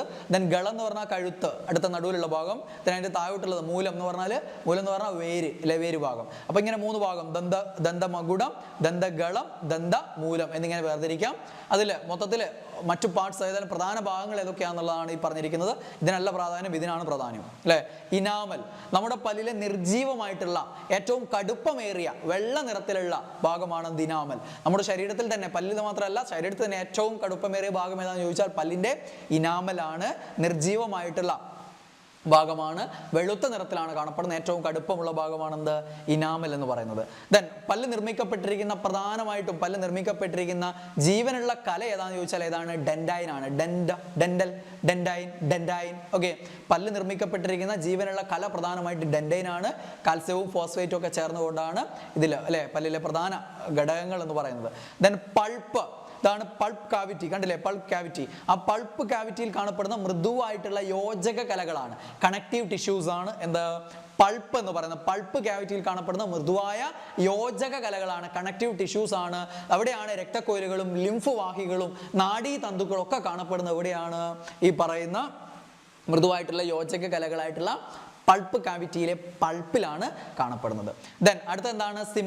സിമന്റം. ആ വാക്കിൽ തന്നെ ഉണ്ട്. സിമന്റ് ഇട്ട് ഉറപ്പിച്ച് വെക്കാന്ന് വിചാരിച്ചാൽ മതി. മോണയിലെ കുഴികളിലേക്ക് പല്ലിനെ ഉറപ്പിച്ച് നിർത്താൻ സഹായിക്കുന്ന യോജക കലയാണ് ഏത്?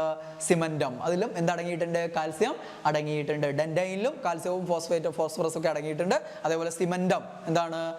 പല്ലിനെ മോണയിൽ ഉറപ്പിച്ച് നിർത്താൻ സഹായിക്കുന്ന ഭാഗമാണ് എന്ത്? സിമന്റം. ഇത് പല്ലിന്റെ പ്രധാന ഭാഗങ്ങളാണ്, പല്ലിന്റെ ഘടനയിൽ വരുന്ന പ്രധാന ഭാഗങ്ങളാണ്. വളരെ ഇമ്പോർട്ടൻ്റ് ആണ്, നിങ്ങളുടെ ഘട്ടത്തിലും ചോദിക്കും. ഇനി ദഹന പ്രക്രിയയായിട്ട് ബന്ധപ്പെട്ട് ദഹനത്തിന്റെ തുടക്കം എവിടെ നിന്നാണ്? നമ്മുടെ വായിൽ വെച്ച് തന്നെ ദഹനത്തിന്റെ തുടങ്ങും. ഉമിനീർ ഗ്രന്ഥികൾ, നമുക്ക് 3 ജോഡി ഉമിനീർ ഗ്രന്ഥികളാണുള്ളത് അല്ലെ. ഉമിനീർ ഗ്രന്ഥികൾ ഉൽപ്പാദിപ്പിക്കുന്ന ഉമിനീർ, സലൈവ. ആ സലൈവയിൽ എന്തുണ്ട്? സലൈവറി അമിലേസ് എന്ന രാസാഗ്നി ഉണ്ട്. അതേപോലെ ലൈസോസോം അല്ലേ, അത് സൂയിസൈഡൽ ബാഗ് അഥവാ ആത്മഹത്യാ സഞ്ചികൾ എന്നറിയപ്പെടുന്ന കോശാംഗമാണ്, കോശഭാഗമാണ് ലൈസോസോം. ഇത് ലൈസോസൈം. കണ്ണുനീരിലും ഉമിനീരിലും ഒക്കെ അടങ്ങിയ എൻസൈമാണ് ലൈസോസൈം. ഓക്കെ, അണുനാശക കൂടെ ഉണ്ട്. ഈ ഭക്ഷണത്തിലൊക്കെയുള്ള ചെറിയ രോഗാണുക്കളെയൊക്കെ നശിപ്പിക്കാനുള്ള കഴിവ് ആർക്കുണ്ട്? ലൈസോസൈമിനുണ്ട്.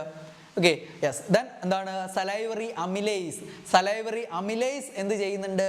നമ്മുടെ ഭക്ഷണത്തിൽ, നമ്മൾ കഴിക്കുന്ന ഭക്ഷണത്തിലുള്ള അന്നജത്തെ ഭാഗികമായിട്ട് മാൾട്ടോസ് ആക്കി മാറ്റുന്നത് ആരാണ്? സലൈവറി അമിലേസ് ആണ്. അപ്പോൾ ദഹനം, കാർബോഹൈഡ്രേറ്റിന്റെ ദഹനം എവിടെ നിന്ന് തന്നെ തുടങ്ങുന്നുണ്ട്? വായിൽ വെച്ച് തന്നെ തുടങ്ങുന്നുണ്ട്.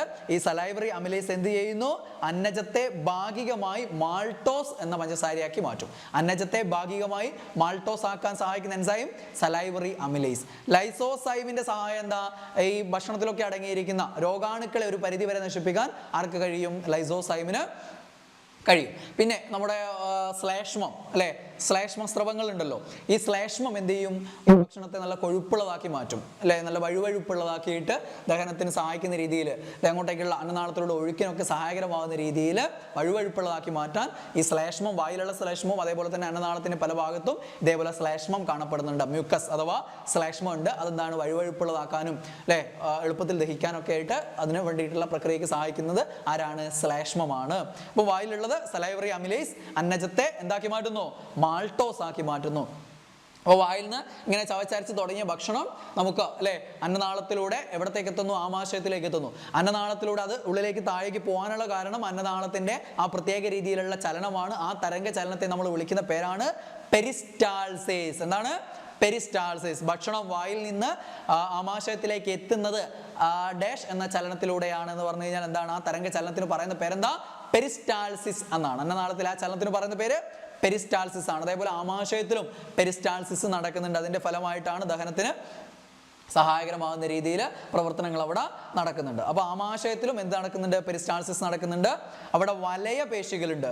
ആമാശയത്തിൽ എന്തുണ്ട്? വലയപേശികളുണ്ട്. അതായത് ഈ വലയപേശികളുടെ ധർമ്മം എന്താണെന്ന് വെച്ചാൽ ഈ ആമാശയത്തിൽ പ്രത്യേക ദഹനരസങ്ങൾ ഉൽപ്പാദിപ്പിക്കാനുണ്ട്. അവിടെ വെച്ചിട്ട് ആ ദഹനരസങ്ങളുടെ പ്രവർത്തന ഫലമായിട്ട് നമുക്ക് ദഹനം നടക്കണം. ആ പ്രക്രിയ നടക്കാൻ പാകത്തിലുള്ള ഇത്രയും സമയം നമ്മളെ ഭക്ഷണത്തെ അവിടെ ആമാശയത്തിൽ നിലനിർത്താൻ സഹായിക്കുന്നത് ആരാണ്? ഈ വലയപേശികളാണ്. ആമാശയത്തിലെ വലയപേശികൾ എന്ത് ചെയ്യുന്നു? വേണ്ടത്ര സമയം ആഹാരത്തെ അവിടെ നിലനിർത്താൻ സഹായിക്കുന്നു. ഓക്കെ, ഇനി ആമാശയരസത്തിലുള്ള പ്രധാന ഘടകങ്ങൾ എന്തൊക്കെയാ നോക്കിയേ. ഒന്ന് പെപ്സിൻ. ഇവിടെ ഒന്ന് രണ്ട് സ്ലൈഡിൽ ചിലപ്പോൾ നിങ്ങൾക്ക് സ്ലൈഡ് ഒന്ന് ക്ലിയർ ആവാത്തുണ്ടാവും, ബാക്കി അങ്ങോട്ടേക്ക് ഓക്കെ ആയിരിക്കും കേട്ടോ.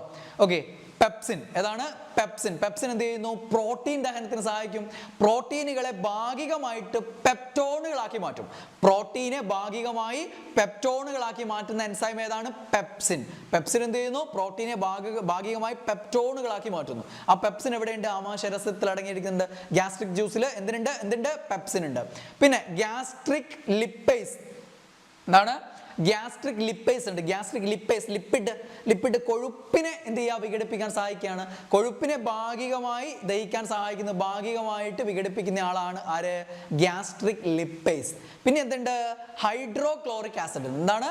Hydrochloric acid. ഈ ആമാശയത്തിനുള്ളിൽ ഈ ദഹന പ്രക്രിയ നടക്കാൻ ആവശ്യമായിട്ടുള്ള pH മൂല്യം ക്രമീകരിക്കുക എന്നുള്ളതാണ് ഹൈഡ്രോക്ലോറിക് ആസിഡിന്റെ ഉദ്ദേശം അല്ലെങ്കിൽ ലക്ഷ്യം എന്ന് പറയുന്നത്. ഓക്കെ, അതേപോലെ ഭക്ഷണത്തിൽ അടങ്ങിയ രോഗാണുക്കളെ നശിപ്പിക്കാനും ഹൈഡ്രോക്ലോറിക് ആസിഡിന് പറ്റും. 1 മുതൽ 3 വരെയൊക്കെയാണ് നമ്മുടെ ആമാശയരസത്തിൽ ഹൈഡ്രോക്ലോറിക് ആസിഡിന്റെ pH മൂല്യം എന്ന് പറയുന്നത്. അപ്പം ഈ ദഹനത്തിന് ആവശ്യമായിട്ടുള്ള ഒരു അന്തരീക്ഷം സൃഷ്ടിക്കുന്നു, അതിനാവശ്യമായിട്ടുള്ള pH മൂല്യം ക്രമീകരിക്കുന്നു. രോഗാണുക്കളെ നശിപ്പിക്കുകയും ആരുടെ ധർമ്മമാണ്? ഹൈഡ്രോക്ലോറിക് ആസിഡിന്റെ ധർമ്മമാണ്. പിന്നെ എന്തുണ്ട്? ശ്ലേഷ്മം ഉണ്ട്. ദഹനരസങ്ങളുടെ പ്രവർത്തനങ്ങളിൽ നിന്ന് ആമാശയത്തിന്റെ ഭിത്തിയെ സംരക്ഷിക്കുന്നത് ആരാണ്? ശ്ലേഷ്മമാണ്. ഈ മ്യൂക്കസ് ആണ്. അതായത് ഇത്രയും വീര്യം കൂടി ഹൈഡ്രോക്ലോറിക് ആസിഡ് ഒക്കെ ഉണ്ട്, എന്നിട്ടും നമ്മുടെ ആമാശയത്തിന്റെ ആ ഒരു ഭിത്തി അല്ലെ അവിടെ ഈ അൾസേഴ്സ് വരാതെ നോക്കാൻ സഹായിക്കുന്ന ആളുകൾ ആരാണ്? ശ്ലേഷ്മം അഥവാ മ്യൂക്കസ് ആണ് എന്നുള്ള കാര്യം ഓർത്ത് നോക്കുക. ഇത്രയും കാര്യങ്ങൾ ആമാശയരസമായിട്ട് ബന്ധപ്പെട്ട് അവിടെ നടക്കുന്ന ദഹന പ്രക്രിയയായിട്ട് ബന്ധപ്പെട്ട് അറിഞ്ഞിരിക്കുക. ഈ ആമാശയരസത്തിൽ അടങ്ങിയിരിക്കുന്ന ഹൈഡ്രോക്ലോറിക് ആസിഡ് ഉൽപ്പാദിപ്പിക്കപ്പെടുന്നത് അവിടുത്തെ ആമാശയ ഭിത്തിയിലെ ഓക്സിൻഡിക് സെൽസ് ആണെന്ന് ഓർമ്മിക്കുക. ഓക്സിൻഡിക് കോശങ്ങളാണ്. ആമാശയഭിത്തിയിലെ ഓക്സിൻഡിക് കോശങ്ങളാണ് എന്ത് ഉൽപ്പാദിപ്പിക്കുന്നത്? ഹൈഡ്രോക്ലോറിക് ആസിഡ് ഉൽപ്പാദിപ്പിക്കുന്നത്. 1 മുതൽ 3 വരെയൊക്കെയാണ് അതിന്റെ pH മൂല്യം. അവിടെ ഈ ആസിഡിന് ഇത്രയും വീര്യം ഉണ്ടായിട്ടും നമ്മുടെ അവിടുത്തെ ആമാശയഭിത്തിയിൽ ആവരണ കലയിലെ കോശങ്ങളൊന്നും നശിച്ചു പോകാതിരിക്കാൻ അല്ലെ, അവിടുത്തെ ആ ഭിത്തി നശിച്ചു പോകാതിരിക്കാൻ സഹായിക്കുന്നത് അവിടെ ശ്ലേഷ്മവും ബൈകാർബണേറ്റുകളുമാണ്. എന്താണ്? ബൈകാർബണേറ്റുകളും ശ്ലേഷ്മവും. ശ്ലേഷ്മം അവിടെ ഭിത്തിയെ സംരക്ഷിക്കുന്നു. അതേപോലെ ബൈകാർബണേറ്റുകൾ ആസിഡിന്റെ വിപരീതമല്ലേ, ആൽക്കലികളല്ലേ, അപ്പൊ എന്ത് ചെയ്യും? ന്യൂട്രലൈസ് ചെയ്യും. അപ്പൊ അങ്ങനെ അവിടെ നമ്മുടെ ആമാശയ ഭിത്തിയെ അൾസറുകളിൽ നിന്ന് സംരക്ഷിക്കുന്നത്, ഈ വീര്യം കൂടിയ ആസിഡ് കൊണ്ട് അൾസറുകൾ ഇല്ലാതെ നോക്കാൻ സഹായിക്കുന്നത് ശ്ലേഷ്മവും ബൈകാർബണേറ്റുകളുമാണ്. ഓക്കെ, അത് കൂടുന്നതാണ്. അതായത് ഈ ശ്ലേഷ്മവും ബൈകാർബണേറ്റുകളുടെ പ്രവർത്തനം കുറയുമ്പോൾ അല്ലെങ്കിൽ അസിഡിറ്റി അല്ലെ ആസിഡുകളുടെ പ്രവർത്തനം കൂടുകയും ആമാശയഭിത്തിയെ തകർക്കുകയും ചെയ്യുന്ന പ്രവർത്തനമാണ്. അങ്ങനെ ആസിഡിറ്റി കൂടുന്നു, ആസിഡിറ്റി കൂടി അൾസർ ആവുന്നു. അൾസറുകൾ ചിലതൊക്കെ ക്യാൻസറുകളൊക്കെ ആയിട്ട് മാറാറുണ്ട്. അപ്പോൾ അത്രയും കാര്യങ്ങൾ അവിടെ നിന്ന് ഓർമ്മിക്കുക. ഇനി ഇവിടെ ആമാശയത്തിൽ നിന്ന് ദഹനം കഴിഞ്ഞതിന് ശേഷം ഭക്ഷണം എങ്ങോട്ടേക്ക് പോവുകയാണ്? അത് ചെറുകുടലിലേക്ക് പോവുകയാണ്. ആ ചെറുകുടലിന്റെ ആദ്യ ഭാഗമായിട്ടുള്ള പക്വാശയത്തിലെത്തുന്നു. പിന്നെ പ്രധാനമായിട്ടും പക്വാശയത്തിൽ വെച്ചിട്ടാണ് ദഹന പ്രക്രിയ ഏകദേശം പൂർത്തിയാകുന്നത്. ആഹാരത്തിന്റെ ദഹനം പൂർത്തിയാകുന്നതും അതേപോലെ ദഹിച്ച ആഹാരത്തിന്റെ ആഗിരണം ആരംഭിക്കുന്നത് എവിടെ വെച്ചിട്ടാണ്? ചെറുകുടലിൽ വെച്ചിട്ടാണ്. ഓക്കെ, ദഹനം പൂർത്തിയാകുന്നതും ദഹനം കഴിഞ്ഞ ആഹാരത്തിന്റെ ആഗിരണം ആരംഭിക്കുന്നതും എവിടെയാണെന്ന് ചോദിച്ചു കഴിഞ്ഞാൽ എവിടെയാണ്? ചെറുകുടൽ അഥവാ സ്മോൾ ഇൻറ്റസ്റ്റൈൻ ആണെന്ന് ഓർത്ത് വെച്ചേക്കുക. ഓക്കെ, ദെൻ ഈ കുഴമ്പ് രൂപത്തിലായിട്ടുള്ള ആഹാരം എവിടെ എത്തുകയാണ്? ആമാശയത്തിൽ നിന്ന് ചെറുകുടലിന്റെ ആദ്യ ഭാഗമായിട്ടുള്ള എവിടത്തേക്ക് കടക്കുന്നു? പക്വാശയത്തിലേക്ക് കടക്കും. ആ പക്വാശയത്തിലേക്ക് കരളിൽ നിന്നും അതേപോലെ ആഗ്നേയഗ്രന്ഥിയിൽ നിന്നുള്ള പ്രത്യേക രസങ്ങൾ അവിടത്തേക്ക് വരും. കരളിൽ നിന്നുള്ള പിത്തരസം, കരൾ ഉൽപ്പാദിപ്പിക്കുന്ന പിത്തരസം പിത്താശയത്തിൽ സംഭരിക്കപ്പെടുകയും ആ പിത്താശയത്തിൽ നിന്ന് എവിടത്തേക്ക് എത്തുകയും ചെയ്യും? നമ്മുടെ പക്വാശയത്തിലേക്ക് എത്തും. ഒരു പൊതുകുഴലിലൂടെ ഈ പിത്താശയത്തിൽ നിന്നുള്ള പിത്തരസവും അതേപോലെ ആഗ്നേയരസങ്ങൾ, ആഗ്നേയഗ്രന്ഥി ഉൽപ്പാദിപ്പിക്കുന്ന പാൻക്രിയാസ് ഉൽപ്പാദിപ്പിക്കുന്ന ആഗ്നേയരസം അതും ഒരു പൊതുകുഴലിലൂടെ എവിടത്തേക്ക് എത്തും? പക്വാശയത്തിലേക്ക് എത്തും. ആ പക്വാശയത്തിൽ വെച്ചിട്ട് എന്തിനു സഹായിക്കും? ദഹനത്തിന് സഹായിക്കും. അതാണ് ഇനി പറയുന്നത്. ഓക്കെ, കരൾ ഉൽപ്പാദിപ്പിക്കുന്ന പിത്തരസമാണ്. പിത്തരസത്തിൽ എന്തില്ല? എൻസൈം ഇല്ല. പക്ഷെ പിത്തരസം എന്തിനു സഹായിക്കുന്നത്? ദഹനത്തിന് സഹായിക്കുന്നത്. എങ്ങനെയാണ്? ഈ കൊഴുപ്പിനെ ചെറു കണികകളാക്കി മാറ്റാൻ സഹായിക്കുന്നത്. ആ പോയിന്റ് ഓർമ്മിച്ച് വെക്കണേ. പിത്തരസം എൻസൈമുകൾ ഇല്ല. ഉറപ്പ്, വളരെ ഇമ്പോർട്ടന്റ് പോയിന്റ് ആണ്. എൻസൈമുകൾ ഇല്ല. പിന്നെയോ ആഹാരത്തെ, കൊഴുപ്പിനെ ചെറു കണികകളാക്കി മാറ്റാൻ ആര് സഹായിക്കുന്നുണ്ട്? ഈ പിത്തരസം സഹായിക്കുന്നുണ്ട്. അതേപോലെ ക്ഷാരഗുണം, ഭക്ഷണത്തെ ക്ഷാരഗുണമുള്ളതാക്കുകയും ചെയ്യുന്നതിലൂടെ ദഹനത്തിന് ആര് സഹായിക്കുന്നുണ്ട്? പിത്തരസം സഹായിക്കുന്നത്. ഇതാണ് പിത്തരസത്തിന് ദഹനത്തിലുള്ള പങ്ക് എന്ന് പറയുന്നത്. പിത്തരസം പിത്താശയത്തിലാണ് സംഭരിക്കപ്പെടുന്നത്. പിന്നീട് ഒരു പൊതുകുഴലിലൂടെ എങ്ങോട്ട് വിടുകയാണ്? പക്വാശയത്തിലേക്ക് വിടുകയാണ്. ദെൻ ആഗ്നേയഗ്രന്ഥി, പാൻക്രിയാസ് ആഗ്നേയരസം, പാൻക്രിയാറ്റിക് ജ്യൂസ് ഉൽപ്പാദിപ്പിക്കുന്നുണ്ട് അല്ലെ? പിത്തരസവും ആഗ്നേയരസവും ഒരു പൊതുകുഴലിലൂടെ പക്വാശയത്തിലേക്ക് വിടുകയാണ്, സ്രവിക്കപ്പെടുകയാണ്. എന്നിട്ട് ആ പക്വാശയത്തിൽ വെച്ചിട്ട് ദഹനത്തിന് സഹായിക്കുന്നു. ആ ദഹനത്തിന് സഹായിക്കുന്ന എങ്ങനെയെന്നുള്ളതാണ് ഇവിടെ പറയുന്നത്. നോക്കിയേ, പാൻക്രിയാറ്റിക് ജ്യൂസിലെ പാൻക്രിയാറ്റിക് അമിലേസ് ഉണ്ട്, ട്രിപ്സിൻ ഉണ്ട്, പാൻക്രിയാറ്റിക് ലിപ്പേസ് ഉണ്ട്. പാൻക്രിയാറ്റിക് അമിലേസ് എന്ന് പറയുമ്പോൾ അന്നജത്തെ ദഹിപ്പിക്കുന്നതാണ്. അന്നജത്തെ മാൾട്ടോസ് ആക്കി മാറ്റുന്നു. സലൈവറി അമിലേസ് അന്നജത്തെ ഭാഗികമായി മാൾട്ടോസ് ആക്കി മാറ്റിയിട്ടുണ്ട്. ദെൻ പാൻക്രിയാറ്റിക് അമിലേസ് അന്നജത്തെ പൂർണ്ണമായിട്ടും മാൾട്ടോസ് ആക്കി മാറ്റുന്നു. ദെൻ ട്രിപ്സിൻ, പെപ്സിൻ, നമ്മുടെ ആമാശയത്തിലെ രസത്തിൽ എന്തുണ്ടായിരുന്നു? പെപ്സിൻ ഉണ്ടായിരുന്നു. പെപ്സിൻ എന്ത് ചെയ്തിട്ടുണ്ട്? പ്രോട്ടീനുകളെ ഭാഗികമായി പെപ്റ്റോണുകളാക്കി മാറ്റിയിട്ടുണ്ട്. ദെൻ പ്രോട്ടീനെ പെപ്റ്റൈഡുകളാക്കി, കുറച്ചുകൂടെ ചെറിയ കണികളാക്കി പെപ്റ്റൈഡുകളാക്കി മാറ്റുന്നതാണ് ആര്? ട്രിപ്സിൻ. ട്രിപ്സിൻ എന്ത് ചെയ്യുന്നു? പ്രോട്ടീനെ പെപ്റ്റൈഡുകളാക്കി മാറ്റുന്നു. ദെൻ പാൻക്രിയാറ്റിക് ലിപ്പേസ് ഉണ്ട്, ലിപ്പേസ്, ഗ്യാസ്ട്രിക് ലിപ്പേസ്, അതേപോലെ പാൻക്രിയാറ്റിക് ലിപ്പേസ് ലിപ്പിഡിനെ വിഘടിപ്പിക്കുന്ന, അപ്പോൾ കൊഴുപ്പിനെ ഫാറ്റി ആസിഡും ഗ്ലിസറോളും ആക്കി മാറ്റുന്നു. ഗ്യാസ്ട്രിക് ലിപ്പേസ് എന്ത് ചെയ്തിട്ടുണ്ട്? കൊഴുപ്പിനെ ഭാഗികമായിട്ട് വിഘടിപ്പിച്ചിട്ടുണ്ട്. പാൻക്രിയാറ്റിക് ലിപ്പേസ് എന്ത് ചെയ്യുന്നു? കൊഴുപ്പിനെ പൂർണ്ണമായിട്ട് വിഘടിപ്പിച്ച് അതിൻ്റെ കണികകളായിട്ടുള്ള ഫാറ്റി ആസിഡും ഗ്ലിസറോളുമാക്കി മാറ്റുന്നു. കൊഴുപ്പിന്റെ വിഘടനം അതോടെ അവിടെ പൂർത്തിയാവുകയാണ്. ഫാറ്റി ആസിഡും ഗ്ലിസറോളുമാണ് അവിടെയുള്ള അന്തിമ ഉൽപ്പന്നങ്ങൾ എന്ന് പറയുന്നത്. പ്രോട്ടീനെ എന്ത് ചെയ്യുന്നു? ട്രിപ്സിൻ എന്താക്കി? പെപ്റ്റൈഡുകളാക്കി മാറ്റുന്നു. ആ പെപ്റ്റൈഡുകളെ പിന്നീട് ആന്ത്രരസത്തിൽ അടങ്ങിയിട്ടുള്ള പെപ്റ്റിഡേസ് എൻസൈമുകൾ ആ പെപ്റ്റൈഡുകളെ ഏറ്റവും ചെറിയ കണികളായിട്ടുള്ള അമിനോ ആസിഡുകളാക്കി അങ്ങോട്ട് മാറ്റും. ദെൻ ഇവിടെ അന്നജത്തെ മാൾട്ടോസ് ആക്കി മാറ്റുന്നു. ഈ മാൾട്ടോസിനൊക്കെ ഏറ്റവും ലഘുവായിട്ടുള്ള പഞ്ചസാരകളായിട്ടുള്ള fructose, galactose, glucose, fructose, galactose, ഇതാണ് സിമ്പിൾ ഷുഗേഴ്സ് എന്ന് പറയുന്നത്. ആ സിമ്പിൾ ഷുഗേഴ്സ് ആക്കി പിന്നീട് മാറ്റപ്പെടും. അതായത് ഈ ആന്ത്രരസത്തിൽ എന്തുണ്ട്? ചില എൻസൈമുകൾ ഉണ്ട്. മാൾട്ടോസിനെ വിഘടിപ്പിക്കുന്ന മാൾട്ടേസ് ഉണ്ട്, ലാക്ടോസിനെ വിഘടിപ്പിക്കുന്ന ലാക്ടേസ് ഉണ്ട്. അപ്പോൾ ഇങ്ങനെയുള്ള എൻസൈമുകളൊക്കെ എന്ത് ചെയ്യുന്നു? ഇതിനെ ഈ പറയുന്ന ഷുഗേഴ്സിനും ഒക്കെ എന്താക്കി ഏറ്റവും സിമ്പിൾ ഷുഗേഴ്സ് ആയിട്ടുള്ള ഗ്ലൂക്കോസും ഫ്രക്ടോസും ഗാലക്ടോസും ആക്കി മാറ്റുന്നു. ധാന്യകം അഥവാ കാർബോഹൈഡ്രേറ്റിന്റെ ഏറ്റവും സിമ്പിൾ ആയിട്ടുള്ള ഘടകങ്ങളായി മാറുക എന്ന് പറഞ്ഞാൽ ഗ്ലൂക്കോസോ ഫ്രക്ടോസോ ഗാലക്ടോസോ ആയി മാറുക എന്നുള്ളതാണ്. പ്രോട്ടീൻ്റെ ഏറ്റവും സിമ്പിൾ ആയിട്ടുള്ള ഘടകമായിട്ട് മാറുക എന്ന് പറഞ്ഞാൽ അമിനോ ആസിഡുകളാക്കി മാറ്റപ്പെടുക എന്നുള്ളതാണ്. ദെൻ കൊഴുപ്പ് ഏറ്റവും ചെറിയ ഘടകങ്ങളാക്കി മാറ്റുക എന്ന് പറഞ്ഞാൽ വിഘടിപ്പിച്ച് ഗ്ലിസറോളും ഫാറ്റി ആസിഡുമായി മാറ്റപ്പെടുക എന്നുള്ളതാണ്. അതോടുകൂടി ദഹനം പൂർത്തിയാകുന്നു എന്നുള്ളതാണ്. ഓക്കെ, കൊഴുപ്പിന്റെ ദഹനം ചെറുകുടലിൽ വെച്ച് തന്നെ പൂർത്തിയാകുന്നുണ്ട്. ഓക്കെ, ചെറുകുടലിൽ പക്വാശയത്തിൽ വെച്ച് തന്നെ, ആദ്യ ഭാഗമായിട്ടുള്ള പക്വാശയത്തിൽ വെച്ച് തന്നെ പൂർത്തിയാകുന്നുണ്ട്. ബാക്കിയുള്ളത് ദഹനം ഈ പറയുന്ന അന്നജത്തിന്റെ, കാർബോഹൈഡ്രേറ്റ് അഥവാ അന്നജത്തിന്റെയും അതേപോലെ പ്രോട്ടീൻ്റെ ഒക്കെ ദഹനം ചെറുകുടലിലെ ബാക്കി ഭാഗങ്ങളിൽ നിന്ന് പൂർത്തിയാക്കുകയാണ്. ചെറുകുടലിലെ ഗ്രന്ഥികൾ പുറപ്പെടുവിക്കുന്ന ആന്ത്രരസവുമായിട്ട് കലർന്നിട്ട് അതിലുള്ള എൻസൈമുകളാണ് ഇതിന്റെ ദഹനം പൂർത്തിയാക്കുന്നത്. അപ്പം ചെറുകുടലിൽ വെച്ച് തന്നെ ദഹനം പൂർത്തിയാകുന്നു, ആഗിരണവും എവിടെ വെച്ച് തന്നെ ആരംഭിക്കുന്നു, ചെറുകുടലിൽ വെച്ച് തന്നെ ആരംഭിക്കുന്നു. ഇത്രയും കാര്യങ്ങൾ ദഹന പ്രക്രിയയുടെ ഒരു സിമ്പിൾ രൂപം എന്നുള്ള രീതിയിൽ അറിഞ്ഞിരിക്കുക. വിശദമായിട്ട് മണിക്കൂറുകൾ വെച്ച് എടുക്കേണ്ട സാധനമാണ്, ഏറ്റവും എളുപ്പത്തിൽ പറഞ്ഞു പോയിട്ടുള്ളതാണ്. ഓക്കെ, ദെൻ ആഗിരണം ആരംഭിക്കുന്ന എവിടാന്ന് പറഞ്ഞു, ചെറുകുടലിൽ നിന്നാണ് നമ്മൾ പറഞ്ഞു. ചെറുകുടലിൽ ഏറ്റവും ഇമ്പോർട്ടൻറ്റ് ചോദ്യമാണ് വില്ലസ്. ഓക്കെ, വളരെ പ്രധാനപ്പെട്ടതാണ്. വില്ലസിന്റെ ഘടനയാണ് ഈ കൊടുത്തിരിക്കുന്നത്. വില്ലസിൽ രക്തലോമികകളും ലാക്റ്റിയലുകളും ഉണ്ട്. രക്തലോമികകളും ലാക്റ്റിയലുകളും. ഇവിടെ വിഘടിപ്പിക്കപ്പെട്ട ഗ്ലൂക്കോസും ഫ്രക്ടോസും ഗാലക്ടോസും അതേപോലെ പ്രോട്ടീൻ്റെ വിഘടനത്തിന്റെ ഫലമായി ലഭിച്ചിട്ടുള്ള അമിനോ ആസിഡുകളൊക്കെ എവിടത്തേക്കാണ്, ഈ രക്തലോമികകൾ വഴി രക്തത്തിലേക്കാണ് ആഗിരണം ചെയ്യപ്പെടുന്നത്. അതേസമയം കൊഴുപ്പ് വിഘടിച്ചുണ്ടായ ഫാറ്റി ആസിഡും ഗ്ലിസറോളും എവിടത്തേക്ക്, ഈ ലാക്റ്റിയലുകൾ വഴിയാണ്. ഇതാണ് ലാക്റ്റിയലുകൾക്കുള്ളിലെ ലിംഫിലേക്ക് ആഗിരണം ചെയ്യപ്പെടും. മറ്റുള്ളത് രക്തത്തിലേക്കും ഇത് ലിംഫിലേക്കുമാണ്. ലാക്റ്റിയലുകൾ വഴി ലിംഫിലേക്ക് ആഗിരണം ചെയ്യപ്പെടും ഗ്ലിസറോളും ഫാറ്റി ആസിഡും, കൊഴുപ്പിന്റെ ഘടകങ്ങൾ. അതേപോലെ പ്രോട്ടീൻ്റെ ഘടകങ്ങളും കാർബോഹൈഡ്രേറ്റിന്റെ ഘടകങ്ങളും രക്തലോമികകൾ വഴി രക്തത്തിലേക്ക് ആഗിരണം ചെയ്യപ്പെടും.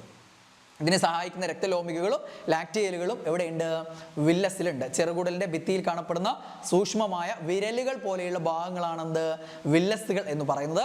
ചെറുകുടലിനകത്തെ പോഷക ആഗിരണത്തിനുള്ള പ്രതല വിസ്തീർണം അനേക മടങ്ങ് വർദ്ധിപ്പിക്കാൻ സഹായിക്കുന്നത് ആരാ, ഇമ്പോർട്ടൻ്റ് ആണ്, വില്ലസുകളാണ്. ഓക്കെ, ചെറുകുടലിനകത്ത് പോഷകങ്ങളെ ആഗിരണം ചെയ്യാനുള്ള ആ പ്രതല വിസ്തീർണം വളരെയധികം അത് വർദ്ധിപ്പിക്കാൻ സഹായിക്കുന്ന ആരാണ്, വില്ലസുകൾ എന്നുള്ള ഭാഗങ്ങളാണ്. ഓക്കെ, ഒറ്റ നിര കോശങ്ങളാൽ ആവരണം ചെയ്യപ്പെട്ട വില്ലസുകളിൽ രക്തലോമികകളും അതേപോലെ ലാക്റ്റിയലുകളും കാണപ്പെടുന്നു. ജലത്തിൽ ലയിക്കുന്ന പോഷകങ്ങളൊക്കെ രക്തത്തിലേക്ക് ആഗിരണം ചെയ്യപ്പെടുന്നു. പ്രോട്ടീൻ്റെ വിഘടന ഫലമായി ഉണ്ടാകുന്നതും കാർബോഹൈഡ്രേറ്റിന്റെ വിഘടന ഫലമായി ഉണ്ടാകുന്നതും രക്തലോമികകൾ വഴി രക്തത്തിലേക്ക് ആഗിരണം ചെയ്യപ്പെടുന്നു. എന്നാൽ ഫാറ്റി ആസിഡും ഗ്ലിസറോളും രക്തത്തിലേക്ക് ആഗിരണം ചെയ്യപ്പെടുന്നില്ല, മറിച്ച് ജലത്തിൽ ലയിക്കാത്ത കൊണ്ട് എന്തിലേക്ക്, ലിംഫിലേക്ക് ആഗിരണം ചെയ്യപ്പെടുന്നു. ലാക്റ്റിയലുകൾ വഴി ലിംഫിലേക്ക് ആഗിരണം ചെയ്യപ്പെടുന്നു. ഈ പറഞ്ഞത് വളരെ ഇമ്പോർട്ടൻ്റ് ആണ്. പോഷക ഘടകങ്ങളുടെയും ഏകദേശം 90% ജലത്തിൻ്റെയും ആഗിരണം നടക്കുന്നത് ചെറുകുടലിലെ വില്ലസുകളിലൂടെയാണ്. ഇത്രയും പോയിന്റ്സുകൾ ആഗിരണവുമായിട്ട് ബന്ധപ്പെട്ട ആ ഒരു ഏരിയയിൽ അറിഞ്ഞിരിക്കുക. ഇനി അടുത്ത 3 ചോദ്യങ്ങൾ വന്നിട്ടുള്ള ഒരു ചാപ്റ്റർ കൂടെയുണ്ട്. അത് 8ാം ക്ലാസ്സിലെ 13ാമത്തെ ചാപ്റ്ററാണ്, വൈവിധ്യം നിലനിൽപ്പിന് എന്നുള്ള ആ ഒരു ചാപ്റ്ററാണ്. വളരെ ഇമ്പോർട്ടൻ്റ് ആണ്. കഴിഞ്ഞൊരു വീഡിയോ നിങ്ങൾക്ക് എൻട്രിയുടെ യൂട്യൂബ് ചാനലിൽ നമ്മുടെ മിസ് ചെയ്തിട്ടുണ്ട്. ആ ക്ലാസ് ഒന്ന് കണ്ടു നോക്കിയാൽ നിങ്ങൾക്ക് ഈ ചാപ്റ്റർ കംപ്ലീറ്റ് ആയിട്ട് കിട്ടും. ഞാനിവിടെ അതിൽ ഏറ്റവും ഇമ്പോർട്ടൻറ്റ് പോയിന്റുകളിലൂടെ ഒന്ന് പോവുകയാണ്. ചോദ്യ ഏരിയകളായിട്ട് മാറിയിട്ടുള്ള ഇക്കോളജി. ഓക്കെ, എക്കോളജി എന്ന് പറയുന്നത് ജീവജാലങ്ങൾ ജീവജാലങ്ങളും അവയുടെ ചുറ്റുപാടും തമ്മിലുള്ള ആ പരസ്പര ബന്ധത്തെക്കുറിച്ചുള്ള പഠനമാണെന്ത്, എക്കോളജി എന്ന് പറയുക. ഏണസ്റ്റ് ഹെക്കൽ ആണ് ഈ വാക്ക് ആദ്യമായിട്ട് ഉപയോഗിക്കുന്നത്. ഏണസ്റ്റ് ഹെക്കൽ ആണ് എക്കോളജി എന്ന പദം ആദ്യമായിട്ട് ഉപയോഗിക്കുന്നത്. എക്കോളജിയുടെ പിതാവ് എന്നറിയപ്പെടുന്നത് ആരാണ്, അലക്സാണ്ടർ ഹംബോൾട്ട് ആണ്. അലക്സാണ്ടർ ഹംബോൾട്ട് ആണ് എക്കോളജിയുടെ പിതാവ് എന്നറിയപ്പെടുന്നത്. ഇന്ത്യൻ എക്കോളജിയുടെ പിതാവ് എന്നറിയപ്പെടുന്നത് രാംദിയോ മിശ്രയാണ്. ഇതൊക്കെ ചോദിക്കാൻ സാധ്യതയുള്ള ചോദ്യങ്ങളാണ്. ഇന്ത്യൻ എക്കോളജിയുടെ പിതാവ് എന്നറിയപ്പെടുന്നത് രാംദിയോ മിശ്രയാണ്. അപ്പോൾ എക്കോളജി ഈ ഒരു പോയിന്റ് ഒന്ന് ഓർമ്മിച്ച് വെക്കുക. ദെൻ ജൈവ വൈവിധ്യം എന്ന വാക്ക് ആദ്യമായി ഉപയോഗിച്ചത് വാൾട്ടർ റോസൻ ആണ്. അത് പരീക്ഷയിൽ വന്നു, ഇനിയും വരും. വാൾട്ടർ ജി റോസൻ ആണ് ജൈവ വൈവിധ്യം എന്ന പദം ആദ്യമായിട്ട് ഉപയോഗിച്ചിരിക്കുന്നത്. ഇക്കോളജി ഏണസ്റ്റ് ഹെക്കൽ ആണ് എന്ന് ഓർമ്മിച്ച് വെക്കുക. പിതാവ് ഹംബോൾട്ട് ആണ്, ഇന്ത്യൻ പിതാവ് രാംദിയോ മിശ്രയാണെന്ന് ഓർമ്മിച്ച് വെക്കുക. ഓക്കെ, ദെൻ ജീവി ബന്ധങ്ങൾ, എക്കോളജിക്കൽ ഇന്ററാക്ഷൻസ് ആണ് ഇരപിടുത്തം, പരാദജീവനം, മത്സരം, മ്യൂച്വലിസം, കമൻസലിസം. ഇതൊക്കെ എന്താണ്, പലതരത്തിലുള്ള ജീവി ബന്ധങ്ങളാണ്. ഇരപിടുത്തം എന്ന് പറയുമ്പോൾ ഒരാൾക്ക് ഗുണകരം, ആർക്ക്, ഇര പിടിക്കുന്നയാൾക്ക്. ഇരപിടിയന് ഗുണകരം, ഇരയ്ക്ക് എന്താണ്, നേട്ടമില്ല, എന്താണ്, ദോഷകരമാണ്. അതാണ് ഇരപിടുത്തം. ഒരാൾക്ക് ഗുണകരവും ഒരാൾക്ക് ദോഷകരവുമായിട്ടുള്ള ജീവി ബന്ധമാണ് ഇരപിടുത്തം എന്ന് പറയുന്നത്. ഉദാഹരണം പറയുകയാണെങ്കിൽ മാനും കടുവയും. അപ്പോൾ കടുവയ്ക്ക് ഗുണമാണ്, മാനിന് എന്താണ്, ദോഷകരമാണ്. ദെൻ പരാദജീവനം, ഒന്നിന് ഗുണകരമാണ് മറ്റേതിന് എന്താണ്, ദോഷകരമായിട്ടുള്ളതാണ് ഇരപിടുത്തവും പരാദജീവനവും. അല്ലേ? ഇപ്പോൾ മാവും ഇത്തിൽക്കണിയും. ഇത്തിൽക്കണി എന്ന് പറഞ്ഞാൽ ഇത്തിൽക്കണിക്ക് ഗുണകരമാണ്, പക്ഷെ മാവിന് എന്താണ്, ദോഷകരമാണ്. അവിടെ നിന്ന് പോഷണമൊക്കെ വലിച്ചെടുക്കുന്നുണ്ട്, അതുകൊണ്ട് മാവിന് ദോഷകരമാണ്. അപ്പോൾ ഒരാൾക്ക് ഗുണകരവും മറ്റൊരാൾക്ക് ദോഷകരവുമായിട്ടുള്ളതാണ് ഇരപിടുത്തവും പരാദജീവനവും. ദെൻ മത്സരം എന്ന് പറയുന്നത് തുടക്കത്തിൽ ഒരാൾക്ക് എന്തായിരിക്കും, ദോഷകരായിരിക്കും, പിന്നീട് ജയിക്കുന്ന ആൾക്ക് ഗുണകരായിട്ട് മാറും. ഓക്കെ, തുടക്കത്തിൽ എന്താണ് മത്സരം നടക്കുകയല്ലേ, അപ്പോൾ രണ്ടാൾക്കും നല്ല ബുദ്ധിമുട്ടുണ്ടാവും. അപ്പോൾ എന്തായാലും രണ്ടാൾക്കും ദോഷകരമായിരിക്കും. പക്ഷെ പിന്നീട് എന്താവും, യെസ്, ഒരാൾക്ക് ഗുണകരമായിട്ട് മാറും. അതാണ് മത്സരം. അപ്പോൾ ഇതിലുള്ള വ്യത്യാസം അതാണ്. ഇവിടെ എന്താണ്, രണ്ടാൾക്കും ഇവിടെ എന്താണ്, ഒരു വിഭാഗത്തിന് ദോഷവും ഒരു വിഭാഗത്തിന് ഗുണമാണ്. പക്ഷെ ഇവിടെ മത്സരത്തിൽ അങ്ങനെയല്ല, തുടക്കത്തിൽ ഇരു വിഭാഗത്തിനും ദോഷകരമാണ്. പക്ഷെ പിന്നീട് ജയിക്കുന്ന ആൾക്ക് ഗുണകരമായും തോൽക്കുന്ന ആൾക്ക് ദോഷകരമായിട്ട് മാറും. ഇപ്പോൾ ഒരു ഉദാഹരണം പറയുകയാണെങ്കിൽ, ഇപ്പോൾ മത്സരം, ഇപ്പം നെല്ലും കളകളും ഒരുമിച്ച് വളരുന്നു. അപ്പോൾ അതുകൊണ്ട് തന്നെ തുടക്കത്തിൽ എന്താണ്, നെല്ലിനും പ്രശ്നമാണ്, കളകൾക്കും പ്രശ്നമാണ്. പിന്നീട് എന്ത് ചെയ്യുന്നു, അതിനെ അതിജീവിച്ചുകൊണ്ട്, കളകളെ അതിജീവിച്ചുകൊണ്ട് നെല്ല് വളരുന്നു. അപ്പം നെല്ല് വളർന്നു പോകുന്നു, നെല്ലിന് ഗുണകരമായിട്ട് മാറുന്നു, കളകൾക്ക് എന്താണ്, ദോഷകരമായിട്ട് മാറുന്നു. അപ്പോൾ എന്താണ്, മത്സരമാണ് അവിടെ നടക്കുന്നത്.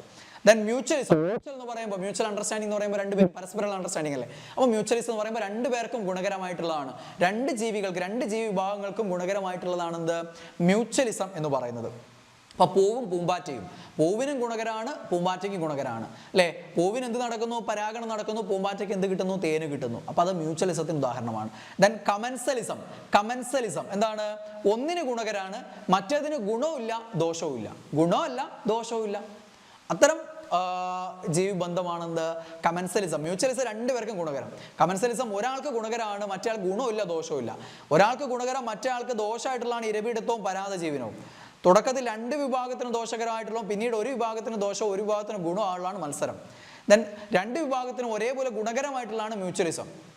ദെൻ കമൻസലിസം ഒരു വിഭാഗത്തിന് ഗുണകരമാണ്, ഒരു വിഭാഗത്തിന് എന്താണ്, ഗുണമില്ല ദോഷവും ഇല്ലാത്തതാണ് കമൻസലിസം. കമന്റ് ഇടുന്ന കാര്യം ഓർമ്മിച്ചാൽ മതി. കമന്റ് ഇടുമ്പോൾ നിങ്ങൾക്കൊരു നഷ്ടവും ഇല്ല, ഗുണവും ഇല്ല, ലാഭവും ഇല്ല നിങ്ങൾക്ക്. പക്ഷേ കമന്റ് കിട്ടുന്ന ആ ഒരു വിഭാഗം ഉണ്ടല്ലോ, ഇപ്പോൾ എൻ്റെ ചാനലിലാണ് നിങ്ങൾ കമന്റ് ഇടുന്നെങ്കിൽ നമുക്ക് എന്താണത്, ഗുണകരമാണ്, ആ റീച്ച് കൂടും അല്ലേ. യെസ്, അതാണ് കമൻസലിസം. അതായത് ഇടുന്ന ആൾക്ക് ഗുണകരം അല്ലെ, ഒരാൾക്ക് ഗുണകരം, മറ്റേ ആൾക്ക് ഗുണവും ഇല്ല ദോഷവും ഇല്ല. ഇവിടെ മാവും മരവാഴയും, മരവാഴയ്ക്ക് എന്താണ്, ഗുണമാണ്, താമസ സൗകര്യം കിട്ടുന്നു. മാവിനൊരു പ്രശ്നമില്ല, ഇയാൾ വേറെ ഒന്നും വലിച്ചെടുക്കുന്നില്ല, ഇത്തിൽ കണി പോലെ ഒന്നും വലിച്ചെടുക്കുന്നില്ല, പരാതി ജീവനം നടത്തുന്നില്ല. അവിടെ താമസിക്കാനുള്ള സൗകര്യം മാത്രം, എപ്പിഫൈറ്റുകളാണ് അല്ലെ, മരവായൊക്കെ എപ്പിഫൈറ്റുകളാണ്, താമസത്തിന് വേണ്ടി മാത്രം ഉപയോഗിക്കുകയാണ്. അവിടെ കിടന്നോട്ടെ, വേറെ ഒരു പ്രശ്നമില്ല, മാവിനൊരു പ്രശ്നമില്ല. അതാണ് കമൻസലിസം. അപ്പോൾ അത് ഓർമ്മിച്ച് വെക്കുക. ജൈവ വൈവിധ്യം ഞാൻ പറഞ്ഞു, ആ വാക്ക് വാൾട്ടർ ജി റോസനാണ് ഉപയോഗിച്ചത്. ഭൂമിയിൽ വസിക്കുന്ന വൈവിധ്യമാർന്ന മുഴുവൻ ജീവസമൂഹങ്ങളും അവയുടെ ആവാസ വ്യവസ്ഥ എല്ലാം കൂടെ ചേരുന്നതിനെയാണ് ബയോഡൈവേഴ്സിറ്റി അഥവാ ജൈവ വൈവിധ്യം എന്ന് പറയുന്നത്. ആ വാക്കുകൾ വെച്ചും ചിലപ്പോൾ ചോദ്യം വരാം. നേരത്തെ ഇത് ചോദിച്ച പോലെ എക്കോളജി എന്താണെന്ന് ചോദിച്ച പോലെ. Okay, yes. ദെൻ അറ്റുപോയ കണ്ണികൾ, ഇതൊരു ഇമ്പോർട്ടൻറ്റ് പോയിന്റ് ആണ്. ഈ ജൈവ വൈവിധ്യമായിട്ട് ബന്ധപ്പെട്ട് ഭൂമിയിൽ നശിക്കപ്പെട്ടു പോയ സ്പീഷീസുകൾ വരുന്ന ഡോഡോ, മൗറീഷ്യസിൽ ഡോഡോ ഓർത്ത് വെക്കുക, മൗറീഷ്യസിൽ കാണപ്പെടുന്ന ഒരു പക്ഷികളാണ്. ദെൻ അമേരിക്കയിൽ ഉണ്ടായിരുന്ന സഞ്ചാരിപ്രാവുകൾ, അവസാനത്തെ സഞ്ചാരിപ്രാവ് മാർത്ത എന്നൊക്കെ കേട്ടിട്ടുണ്ടാവും, പണ്ടൊക്കെ ചോദിക്കായിരുന്നു. ദെൻ അതേപോലെ തന്നെയാണ് ആഫ്രിക്കയിലെ തെക്കൻ ഭാഗങ്ങളിൽ ഉണ്ടായിരുന്ന സീബ്ര വിഭാഗത്തിൽ വരുന്ന ക്വാഗ്വ. ഇതൊക്കെ എന്താണ്, വംശനാശം സംഭവിച്ചു കഴിഞ്ഞ ജീവികൾക്ക് ഉദാഹരണങ്ങളാണ്. ദെൻ വംശനാശം സംഭവിക്കാൻ പോകുന്ന ജീവികളെ കുറിച്ചുള്ള ഒരു കാര്യം കുറച്ച് ഇവിടെ പറഞ്ഞിരിക്കുന്ന വിഭാഗങ്ങളുടെ അതുകൊണ്ടൊന്ന് അറിഞ്ഞിരിക്കണം. ദെൻ ഏറ്റവും ഇമ്പോർട്ടൻ്റ് ആണ്, ഇവിടെ നിന്നാണ് ചോദ്യം വന്നിരിക്കുന്നത്. ഈ ആരുടെ, റേച്ചൽ കേഴ്സണായിട്ട് ബന്ധപ്പെട്ട് ഒരു പക്ഷേ ചിലപ്പോൾ നിങ്ങൾക്ക് വായിക്കാൻ പറ്റില്ല, ഞാൻ ഈ പോയിന്റുകളൊന്ന് പറയാം. ഇവിടെ അറിഞ്ഞിരിക്കേണ്ട പോയിന്റുകൾ: ഒന്ന്, 1962 പ്രസിദ്ധീകരിച്ചിരിക്കുന്ന നിശബ്ദ വസന്തം, സൈലന്റ് സ്പ്രിംഗ് 1962 പ്രസിദ്ധീകരിച്ച ആരാണ്? റേച്ചൽ കേഴ്സൺ ആണ്. അമേരിക്കക്കാരിയാണ് ആര്? Rachel Carson. പരിസ്ഥിതി ഗവേഷകയാണ്, പരിസ്ഥിതി പ്രവർത്തകയാണ്. റേച്ചൽ കേഴ്സൺ കവിയാണ്. ഓക്കെ, അപ്പം നിശബ്ദ വസന്തം, സൈലന്റ് സ്പ്രിംഗ് 1962. 1972 അമേരിക്കയിൽ DDT എന്നുള്ള കീടനാശിനിയുടെ നിരോധനത്തിലേക്ക് നയിച്ച പുസ്തകം ഏതാണെന്ന് ചോദിച്ചാൽ റേച്ചൽ കേഴ്സന്റെ നിശബ്ദ വസന്തമാണ് എന്നറിഞ്ഞിരിക്കുക. ഓക്കെ, അവിടെ DDT വ്യാപകമായിട്ട് ഉപയോഗിക്കും. DDT അതേപോലെ തന്നെ പെട്രോളിയം ഉൽപ്പന്നങ്ങളുമായിട്ട് ചേർത്ത് ഉപയോഗിക്കുന്നതിനെയാണ് ഇൻസെക്ട് ബോംബ് എന്ന് വിളിച്ചിരുന്നത്, ഇൻസെക്ട് ബോംബുകൾ എന്ന് വിളിച്ചിരുന്നത്. ഓക്കെ, അപ്പോൾ ഇത്രയും കാര്യങ്ങൾ, പോയിന്റുകളാണ് ഇവിടെ അറിഞ്ഞിരിക്കാനുള്ളൂ. അതൊന്ന് ഓർമ്മിച്ച് വെച്ചാൽ മതി. റേച്ചൽ കേഴ്സൺ, നിശബ്ദ വസന്തം, അമേരിക്കക്കാരിയാണ്, 1962 പ്രസിദ്ധീകരിച്ചു. 1972 അമേരിക്കയിൽ DDT നിരോധിക്കാൻ ഇടയാക്കിയത് ഈ കൃതിയാണ്. DDTയും പെട്രോളിയം ഉൽപ്പന്നങ്ങളുമായി ചേർത്ത് ഉപയോഗിക്കുന്നതിനെയാണ് ഇൻസെക്ട് ബോംബുകൾ എന്ന് പറഞ്ഞിരുന്നത്. ഓക്കെ, അത് അത്തരം കീടനാശിനികളുടെ ഉപയോഗം മൂലം പല ജീവജാലങ്ങളും നശിക്കുന്നതായിട്ടുള്ള കാര്യങ്ങളൊക്കെ ശ്രദ്ധയിൽ കൊണ്ടുവന്നു. അങ്ങനെ അവിടെ അത് അതിൻ്റെ DDTയുടെ ഉപയോഗം നിരോധിക്കുകയാണ് ഉണ്ടായത്. അതിനിടയാക്കിയത് റേച്ചൽ കേഴ്സന്റെ സൈലന്റ് സ്പ്രിംഗ് ആണ്. ദെൻ ഇനി പരിസ്ഥിതിയിൽ നാശം സംഭവിച്ചുകൊണ്ടിരിക്കുന്ന, വംശനാശ ഭീഷണി നേരിട്ടുകൊണ്ടിരിക്കുന്ന ജീവികൾക്ക് ഉദാഹരണമാണ് അശോകമരം, മരമഞ്ഞൾ സസ്യങ്ങളിൽ വരുന്നത്. ദെൻ മലബാർ സിവറ്റ്, മലബാർ വെരുക്, വരയാട്, സിംഹവാലൻ കുരങ്ങ്, മലമ്പുഴയ്ക്ക് വേഴാമ്പൽ, ഹോൺബിൽ. ഓക്കെ, ഇതൊക്കെ എന്തിന് ഉദാഹരണങ്ങളാണ്? വംശനാശ ഭീഷണി നേരിടുന്ന നമ്മുടെ ഇന്ത്യയിൽ കാണുന്ന ജീവജാലങ്ങൾക്ക് ഉദാഹരണങ്ങളാണ്. ഇതൊക്കെ വംശനാശ ഭീഷണി നേരിടുന്നവയും മറ്റേത് വംശനാശം സംഭവിച്ചതാണ്. അവ കൂട്ടത്തിൽ പെടാത്തത് ഏതെന്നൊക്കെയുള്ള രീതിയിൽ ഇതിൽ 3 അതിലൊന്നും, അല്ലെങ്കിൽ അതിൽ 3 ഇതിലൊന്നും ചേർത്തൊക്കെ ചോദ്യങ്ങൾ വരാനുള്ള സാധ്യതയുണ്ട്. ഓക്കെ, ദെൻ IUCN നിങ്ങൾക്കറിയാം, International Union for Conservation of Nature, അല്ലെ, സ്വിറ്റ്സർലാൻഡിലാണ് പ്രവർത്തിക്കുന്നത്. ഈ IUCN ആണ് റെഡ് ഡാറ്റ ബുക്ക് പ്രസിദ്ധീകരിച്ചുകൊണ്ടിരിക്കുന്നത്. വംശനാശ ഭീഷണി നേരിട്ടുകൊണ്ടിരിക്കുന്ന ജീവികളുടെ, അല്ലെ, കളക്ഷൻ ആണ്. അതാണ് റെഡ് ഡാറ്റ ബുക്ക് എന്ന് പറയുന്നത്. ആ ഒരു പോയിന്റ് കൂടെ അവിടെ അറിഞ്ഞിരിക്കുക. ഓക്കെ, IUCN ആണ് അത് പുറപ്പെടുവിക്കുന്നത് എന്നുള്ള കാര്യം അറിഞ്ഞിരിക്കുക. പിന്നെ ഇവിടുത്തെ ചോദ്യ കലവറ എന്ന് പറയുന്നത് കൺസർവേഷനുമായിട്ട് ബന്ധപ്പെട്ട്, സംരക്ഷണവുമായിട്ട് ബന്ധപ്പെട്ട്, സംരക്ഷിത പ്രദേശങ്ങളുമായിട്ട് ബന്ധപ്പെട്ട് 2 രീതി, ഇൻസിറ്റു കൺസർവേഷനും എക്സിറ്റു കൺസർവേഷനുമാണ്. ഇൻസിറ്റു കൺസർവേഷൻ, ഇൻ സൈറ്റ്, സൈറ്റിൽ തന്നെ ഒരു ജീവജാലങ്ങൾ അതിൻ്റെ സ്വാഭാവിക ആവാസ വ്യവസ്ഥയിൽ തന്നെ സംരക്ഷിക്കുന്നതാണ് ഇൻസിറ്റു കൺസർവേഷൻ. ദെൻ അതിന് പുറത്ത് അതേപോലെ സംവിധാനം ഒരുക്കിക്കൊണ്ട് സംരക്ഷിക്കുന്നതാണ് എക്സിറ്റു, എക്സ് സൈറ്റ്, സൈറ്റിന് പുറത്ത്, യഥാർത്ഥ സ്വാഭാവിക ആവാസ വ്യവസ്ഥയ്ക്ക് പുറത്ത് അതേപോലെ സൃഷ്ടിച്ചിട്ട് അവിടെ സംരക്ഷിക്കുന്നതാണ് എക്സിറ്റു കൺസർവേഷൻ എന്ന് പറയുന്നത്. അപ്പോൾ ഇൻസിറ്റു കൺസർവേഷൻ ഉദാഹരണങ്ങളും എക്സിറ്റു കൺസർവേഷൻ ഉദാഹരണങ്ങളും അറിഞ്ഞിരിക്കണം. ആ ഉദാഹരണങ്ങൾ വരുന്ന ഓരോന്നും എന്താണെന്ന് അറിഞ്ഞിരിക്കണം. അതിന്റെ നിർവചനം വെച്ച് തന്നെ പരീക്ഷ ചോദിച്ചിട്ടുണ്ട്. ഇൻസിറ്റു കൺസർവേഷനിൽ വരുന്നതാണ് വന്യജീവി സങ്കേതങ്ങൾ. ആവാസ വ്യവസ്ഥകളെ പരിരക്ഷിച്ചുകൊണ്ട് തന്നെ, ആ ആവാസ വ്യവസ്ഥകൾ അതേപോലെ പരീക്ഷിച്ചുകൊണ്ട് വന്യജീവികളുടെ വംശനാശം തടയാൻ വേണ്ടിയിട്ടുള്ള വനമേഖലകളെയാണ് എന്ത് വിളിക്കുക? വന്യജീവി സങ്കേതങ്ങൾ. ഇവിടെ ചോദിച്ചാണ്ടില്ലേ നിങ്ങൾക്ക്, എന്താണ് താഴെ പറയുന്നവയിൽ വന്യജീവി സങ്കേതം എന്നുള്ള സിമ്പിൾ ചോദ്യം ചോദിച്ചില്ലേ? കുറച്ച് നാഷണൽ പാർക്കും വന്യജീവി സങ്കേതം വന്നിട്ട് ഇവിടെ നിന്നാണ് ചോദ്യം വന്നിരിക്കുന്നത്. വളരെ സിമ്പിൾ അല്ലെ. പെരിയാർ വന്യജീവി സങ്കേതത്തിന് ഉദാഹരണമാണ്. വയനാട് വന്യജീവി സങ്കേതത്തിന് ഉദാഹരണമാണ്. നാഷണൽ പാർക്ക് എന്താണ്? വന്യജീവി സംരക്ഷണത്തോടൊപ്പം തന്നെ ആ ഒരു മേഖലയിലെ ചരിത്ര സ്മാരകങ്ങളും പ്രകൃതി വിഭവങ്ങളും ഭൗമ സവിശേഷതകളും എല്ലാം കൂടെ സംരക്ഷിക്കുന്നതിനെയാണ് എന്ത് പറയുക? നാഷണൽ പാർക്ക്, അല്ലെ, ദേശീയോദ്യാനങ്ങൾ എന്ന് പറയുക. സൈലന്റ് വാലി, ഇരവികുളം, ആനമുടിച്ചോല, മതികെട്ടാൻ ചോല, പാമ്പാട് ചോല, ഇതൊക്കെ എന്താണ്? നമ്മുടെ കേരളത്തിലുള്ള നാഷണൽ പാർക്കുകൾക്ക് ഉദാഹരണമാണ്. അതാണ് നാഷണൽ പാർക്ക്. വന്യജീവി സംരക്ഷണത്തോടൊപ്പം തന്നെ എന്താണ്? ആ മേഖലയിലുള്ള ചരിത്ര സ്മാരകങ്ങൾ, പ്രകൃതി വിഭവങ്ങൾ, ഭൗമ സവിശേഷതകൾ, ഇതിൻ്റെ ഒക്കെ കൂടെ സംരക്ഷണമാണ് നാഷണൽ പാർക്ക് കൊണ്ട് ഉദ്ദേശിക്കുന്നതെന്ന് അറിഞ്ഞിരിക്കുക. ആ വിഭാഗത്തിൽ വരുന്നതാണ്. ഓക്കെ, ദെൻ കമ്മ്യൂണിറ്റി റിസർവ്, പൊതുജന പങ്കാളിത്തത്തോടെ സംരക്ഷിക്കപ്പെടുന്ന പ്രദേശങ്ങളെയാണ് എന്ത് വിളിക്കുക? കമ്മ്യൂണിറ്റി റിസർവുകൾ എന്ന് പറയും. കമ്മ്യൂണിറ്റി ആ വാക്ക് തന്നെ ഉണ്ടല്ലോ, പൊതുജന പങ്കാളിത്തത്തോടെ, ജനവാസ കേന്ദ്രങ്ങൾക്കിടയിലുള്ള പരിസ്ഥിതി പ്രാധാന്യമുള്ള ഏരിയകൾ പൊതുജന പങ്കാളിത്തത്തോടു കൂടി സംരക്ഷിക്കുന്നതാണ് കമ്മ്യൂണിറ്റി റിസർവുകൾ എന്ന് പറയുന്നത്.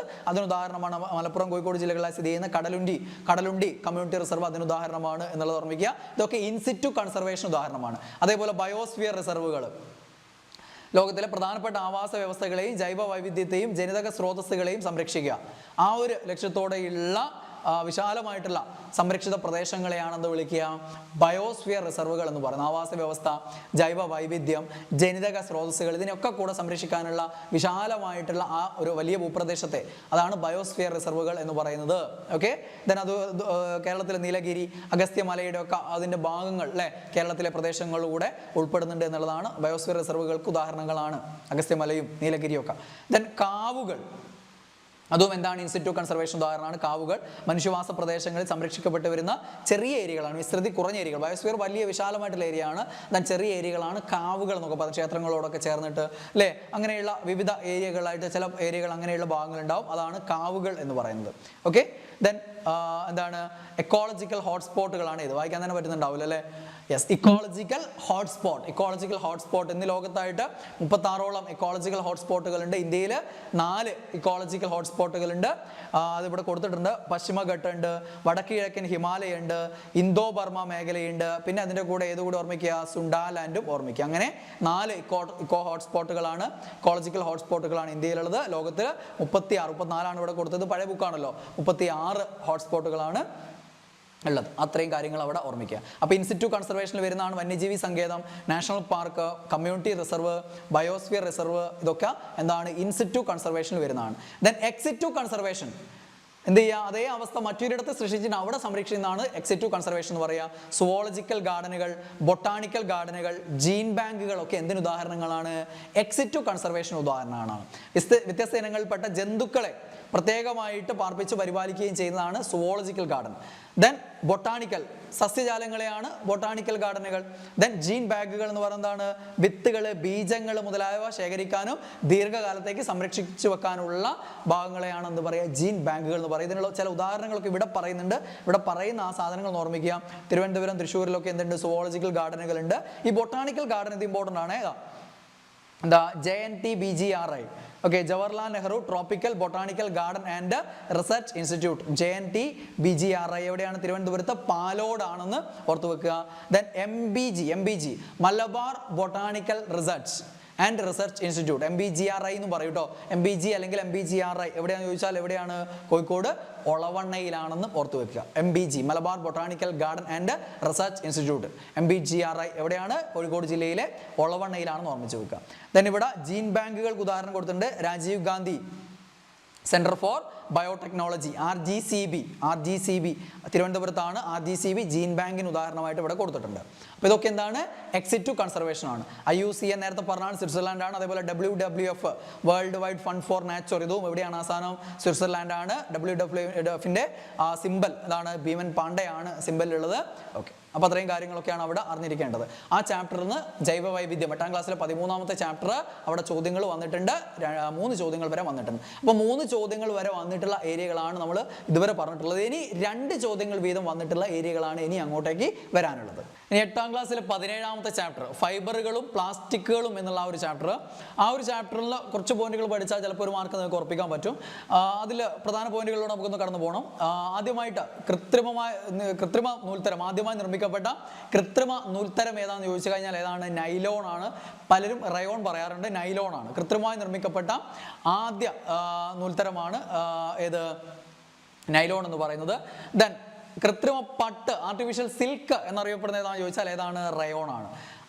കൃത്രിമ പട്ട് എന്നറിയപ്പെടുന്ന അർദ്ധ കൃത്രിമ നൂൽത്തരമാണ് എന്ത്, റയോൺ എന്ന് പറയുന്നത്. ആ 2 സാധനങ്ങളൊന്നും മാറിപ്പോകാതെന്ന് ഓർമ്മിച്ച് വെക്കുക. പട്ട് വസ്ത്രങ്ങളൊക്കെ നിർമ്മിക്കാൻ റയോണുകൾ ഉപയോഗിക്കാറുണ്ട്. ദെൻ പ്ലാസ്റ്റിക് എന്ന് പറയുമ്പോൾ നമ്മുടെ മനസ്സിലേക്ക് ആദ്യം വരിക പ്ലാസ്റ്റിക്കിന്റെ അല്ലെ, ഏറ്റവും ആദ്യം നമ്മുടെ മനസ്സിലേക്ക് വരുന്ന പേര് ലിയോൺ ബാക്ക്ലാൻഡ് ആയിരിക്കും. എന്താണ്, ലിയോ ബാക്ക്ലാൻഡ് എന്ന പേരായിരിക്കും. പക്ഷെ അതിന്റെ തുടക്കം പാർക്സീൻ, ഇതാണ് പാർക്സീൻ എന്നറിയപ്പെടുന്ന ഒരു പദാർത്ഥമാണ് ആദ്യം നിർമ്മിക്കപ്പെടുന്നത്. അത് അലക്സാണ്ടർ പാർക്സ് ആണ്. ആരാണ്, അലക്സാണ്ടർ പാർക്സ് ആണ് പാർക്സീൻ എന്നറിയപ്പെടുന്ന ആദ്യ പദാർത്ഥം നിർമ്മിക്കുന്നത്. ഇതാണ് പ്ലാസ്റ്റിക്കിന്റെ ആദ്യ രൂപം എന്ന് പറയുന്നത്. രൂപമാറ്റം വരുത്താൻ കഴിയുന്നത് എന്നർത്ഥമുള്ള പ്ലാസ്റ്റിക്കോസ് എന്ന ഗ്രീക്ക് വാക്കിൽ നിന്നാണ് എന്ത്, പ്ലാസ്റ്റിക് എന്നുള്ള പദം വന്നിരിക്കുന്നത്. ദെൻ കൃത്രിമമായി നിർമ്മിച്ച ആദ്യ പ്ലാസ്റ്റിക് ആണ് ഏത്, ബാക്ക്ലൈറ്റ്. ആദ്യ കൃത്രിമ പ്ലാസ്റ്റിക് ആണ് ബാക്ക്ലൈറ്റ്. അത് നിർമ്മിച്ച ആളാണ് ആര്, ലിയോ ബാക്ക്ലാൻഡ്. ആരാണ്, ലിയോ ബാക്ക്ലാൻഡ് ആണ്. ലിയോ ബാക്ക്ലാൻഡ് ആണ് ബാക്ക്ലൈറ്റ് നിർമ്മിച്ചത്. ആദ്യ കൃത്രിമ പ്ലാസ്റ്റിക് ആണ് ഇത് ബാക്ക്ലൈറ്റ് എന്നറിയപ്പെടുന്നത്. ദെൻ റബ്ബറുമായി ബന്ധപ്പെട്ട് ഇവിടെ 2 ചോദ്യങ്ങളുണ്ട്. പ്രകൃതിദത്ത പോളിമറാണ് എന്ത്, ഇലാസ്റ്റിക സ്വഭാവമുള്ള പ്രകൃതിദത്തമായിട്ടുള്ള ഒരു പോളിമറാണ് എന്ത്, റബ്ബർ എന്ന് പറയുന്നത്. ഒരു പോളിമർ എന്ന് പറഞ്ഞാൽ നിങ്ങൾക്കറിയാം, മോണോമറുകൾ കൂട്ടിച്ചേർന്ന്, അടിസ്ഥാന യൂണിറ്റ് മോണോമർ, അങ്ങനെയുള്ള മോണോമറുകൾ കൂട്ടിച്ചേർത്താണ് എന്തുണ്ടാക്കുന്നത്, പോളിമർ നിർമ്മിക്കുന്നത്. അപ്പൊ റബ്ബറിന്റെ മോണോമർ ഏതാന്ന് ചോദിച്ചാൽ ഏതാണ്, ഐസോപ്രീൻ ആണ്. എന്താണ്, ഐസോപ്രീൻ തന്മാത്രകൾ കൂടി ചേർന്നാണ് എന്തുണ്ടാക്കുന്നത്, റബ്ബർ ഉണ്ടാക്കുന്നത്. അപ്പൊ സ്വാഭാവിക റബ്ബറിന്റെ മോണോമർ ഏതാണ്, ഐസോപ്രീൻ ആണ്. ഓക്കെ, ഐസോപ്രീൻ തന്മാത്രകളാണ് ഇതിന്റെ മോണോമർ. അങ്ങനെയുള്ള ഐസോപ്രീൻ മോണോമറുകൾ കൂടി ചേർന്ന പോളിമർ ആണ് എന്ത്, റബ്ബർ എന്ന് പറയുന്നത്. ദെൻ കൃത്രിമ റബ്ബറുകളുണ്ട്, നിയോപ്രീൻ. ഐസോപ്രീൻ സ്വാഭാവിക റബ്ബറിന്റെ മോണോമറാണ്, അടിസ്ഥാന യൂണിറ്റ് ആണ്. എന്നാൽ നിയോപ്രീൻ എന്താണ്, കൃത്രിമ റബ്ബറാണ്. നിയോപ്രീൻ, തയോക്കോൾ, അതേപോലെ ബ്യൂണ എസ്, ബ്യൂണ എൻ, ഇതൊക്കെ എന്താണ്, കൃത്രിമ റബ്ബറുകൾക്ക് ഉദാഹരണമാണെന്ന് ഓർത്തു വെക്കുക. തമ്മിൽ മാറിപ്പോറതെ. ഐസോപ്രീൻ ആണ് അടിസ്ഥാന യൂണിറ്റ് അഥവാ മോണോമറുകൾ. ദെൻ പ്ലാസ്റ്റിക്കുകളുടെ ഘടനയായിട്ട് ബന്ധപ്പെട്ട് പ്ലാസ്റ്റിക്കുകൾ 2 തരം, തെർമോപ്ലാസ്റ്റിക്കും തെർമോസെറ്റിംഗ് പ്ലാസ്റ്റിക്കും ഉണ്ട്. ചൂടാക്കുമ്പോൾ ഭൗതിക മാറ്റം സംഭവിക്കുന്നു. ഓക്കെ, വീണ്ടും തണുപ്പിക്കുമ്പോൾ അതേ അവസ്ഥയിലേക്ക് വരുന്നു. അതാണ് തെർമോ പ്ലാസ്റ്റിക് എന്ന് പറയുന്നത്. എന്നാൽ തെർമോസെറ്റിംഗ് പ്ലാസ്റ്റിക് എന്ന് പറയുമ്പോൾ ചൂടാക്കുമ്പോൾ അവസ്ഥ മാറുന്നു, അതവിടെ സെറ്റ് ആവുകയാണ്, പിന്നെ തണുപ്പിക്കുന്ന സമയത്ത് പഴയ അവസ്ഥയിലേക്ക് വരുന്നില്ല. അതാണ് തെർമോസെറ്റിംഗ് പ്ലാസ്റ്റിക് എന്ന് പറയുന്നത്. അതാണ് തെർമോപ്ലാസ്റ്റിക്കും തെർമോസെറ്റിംഗ് പ്ലാസ്റ്റിക്കും തമ്മിലുള്ള വ്യത്യാസം എന്ന് പറയുന്നത്. തെർമോപ്ലാസ്റ്റിക് ചൂടാക്കുമ്പോൾ എന്താവും, മൃദുവാകും, പിന്നെ തണുപ്പിക്കുമ്പോൾ വീണ്ടും ദൃഢമായി മാറും. ഈ പ്രോസസ്സ് ഇങ്ങനെ റിപ്പീറ്റ് ചെയ്യാൻ പറ്റും. അതാണ് തെർമോപ്ലാസ്റ്റിക്. നേരെ തിരിച്ച് സെറ്റായി പോവാ വാക്കി തന്നെയുണ്ട്. തെർമോപ്ലാസ്റ്റിക്കും തെർമോസെറ്റിംഗ് പ്ലാസ്റ്റിക്കും അവിടെ പറയുന്ന ഉദാഹരണങ്ങളൊന്നും നോക്കാനുണ്ട്. തെർമോപ്ലാസ്റ്റിക്കിനും തെർമോ സെറ്റിംഗ് പ്ലാസ്റ്റിക്കിനുള്ള ഉദാഹരണങ്ങളൊന്നും ഇമ്പോർട്ടൻ്റ് ആണ്, ഓർത്ത് വെക്കണം. അതിനുപരി തെർമോപ്ലാസ്റ്റിക് എന്ന് പറയുന്നത് ലീനിയർ പോളിമർ ആണ്. ചിത്രം കണ്ടില്ലേ, ലീനിയർ പോളിമർ ആണ് എന്ത്, തെർമോപ്ലാസ്റ്റിക്കുകൾ. തെർമോ സെറ്റിംഗ് പ്ലാസ്റ്റിക്കുകൾ എന്താണ്, ക്രോസ് ലിങ്ക്ഡ് പോളിമർ ആണെന്ന് ഓർമ്മിച്ച് വെക്കുക. ക്രോസ് ലിങ്ക്ഡ് ചിത്രം കണ്ടാൽ അറിയാം, ഇത് ലീനിയർ ആണ്, ലീനിയർ ലൈൻ പോലെ ലീനിയർ. ഓക്കെ, മറ്റെന്താണ്, ക്രോസ് ലിങ്ക്ഡ് പോളിമർ ആണ്. ആ രണ്ട് വാക്കുകളൊന്ന് ഓർമ്മിച്ച് വെച്ചാൽ മതി. തെർമോപ്ലാസ്റ്റിക് എന്താണ്, ലീനിയർ പ്ലാസ്റ്റിക് ആണ് അല്ലെങ്കിൽ ലീനിയർ പോളിമർ ആണ്. ദെൻ ക്രോസ് ലിങ്ക്ഡ് പോളിമറുകൾക്ക് ഉദാഹരണമാണ് തെർമോ സെറ്റിംഗ് പ്ലാസ്റ്റിക് എന്നുള്ളത് അറിഞ്ഞു വെക്കുക. ദെൻ തെർമോപ്ലാസ്റ്റിക്കും തെർമോ സെറ്റിംഗ് പ്ലാസ്റ്റിക്കും പോളിത്തീൻ, PVC, ഇവിടെ പറഞ്ഞ ഈ രണ്ടെണ്ണം ഓർമ്മിച്ചാൽ മതി നിങ്ങൾ ഇപ്പോൾ തൽക്കാലം. ഞാൻ നിങ്ങൾക്ക് വിശദമായിട്ട് എടുക്കുന്ന സമയത്ത് കുറേ പറഞ്ഞു തന്നിട്ടുണ്ട്. തെർമോപ്ലാസ്റ്റിക്കിന് ഉദാഹരണമാണ് പോളിത്തീനുകളും പോളിവിനൈൽ ക്ലോറൈഡ് അഥവാ PVCയും എന്തിന് ഉദാഹരണമാണ്, തെർമോപ്ലാസ്റ്റിക്കിന് ഉദാഹരണമാണ്. ദെൻ ബാക്കലൈറ്റും melamine formaldehyde resin, melamine formaldehyde resin. Okay, അതേപോലെ തന്നെ എന്താണ് ബാക്കലൈറ്റ്, ഇത് രണ്ടും എന്താണ്, തെർമോ സെറ്റിംഗ് പ്ലാസ്റ്റിക്കിന് ഉദാഹരണമാണെന്നും അറിഞ്ഞിരിക്കുക. ആ പോയിന്റുകൾ അവിടെ പ്ലാസ്റ്റിക്കുമായിട്ട് ബന്ധപ്പെട്ട് ഇമ്പോർട്ടൻ്റ് ആണ്.